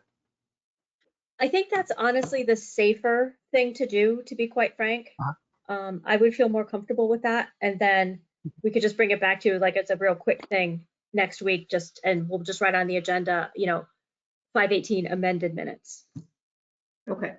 And I can go back and look at my raw notes. I know I put in parentheses Dick left early for the ones after that, but there's possible that I copied and pasted before. So I can look back at my raw notes to see if it's abundantly clear, but unfortunately, I apologize. Might need to check the recording because maybe I didn't add anything left at the right time. Okay. And I apologize for not remembering. It seems like I should know whether I was there or whether I wasn't there. So it's sort of embarrassing to have to admit that I don't. No, it's not. It's fine. And so do we need to do anything before we move on to the next item? Or do we just sort of leave it understanding that I think we don't. I think will be amended? And Yeah, then I think we'll you can take a vote on them once amended. Yeah, you can leave it, they'll be amended, and then they'll be back on the agenda next week with parenthetically amended so that you can take the vote on it once you've looked at the changes. Next month? Did I say next week? You did, and I was like, wait a minute, do we have some next special? Month. Okay, just making next sure. month. Okay, so then the next item in other business, the CPC update. Do we have news to review? Actually, the news, the last CPC meeting was exceptionally brief. It was just a review of status and introducing the new coordinator, Roberta Cameron, who I will be meeting tomorrow for coffee and a chat. And then basically we've got our next meeting starts the actual review of the application process. So next month I will have quite a bit to report, but this month I don't have much to report. Okay. All right. Anything else before someone makes a motion? Not from me.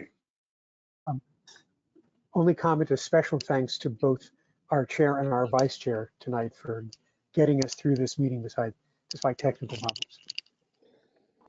Here, here. Oh, Yeah. yeah, sorry, it was such a wonky experience. I pulled strings to get to some Wi-Fi here and apparently it wasn't enough. So such is life. Yeah, hopefully we'll all be meeting in person sometime again soon. So, very good. Well, do we have a motion to adjourn? The motion to adjourn. I'll second it. Great. Do we actually need to do a roll call You to do. adjourn? All in favor, and All then in a roll call. favor? All in favor, say aye. Aye. Aye. Mr. Bauer.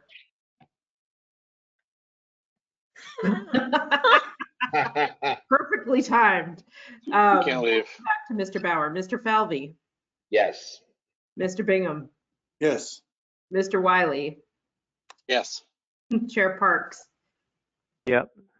Mr. Bauer, can you hear us? I can hear you now. And I couldn't. You can leave. Is a motion to adjourn? Yes. Yes. You get an enthusiastic yes. Okay. And I also I look. Thank you, everybody. Thanks, everybody. Thank you. Thanks, Thanks, folks. everyone. Bye. Bye. Thanks. Thanks, everybody.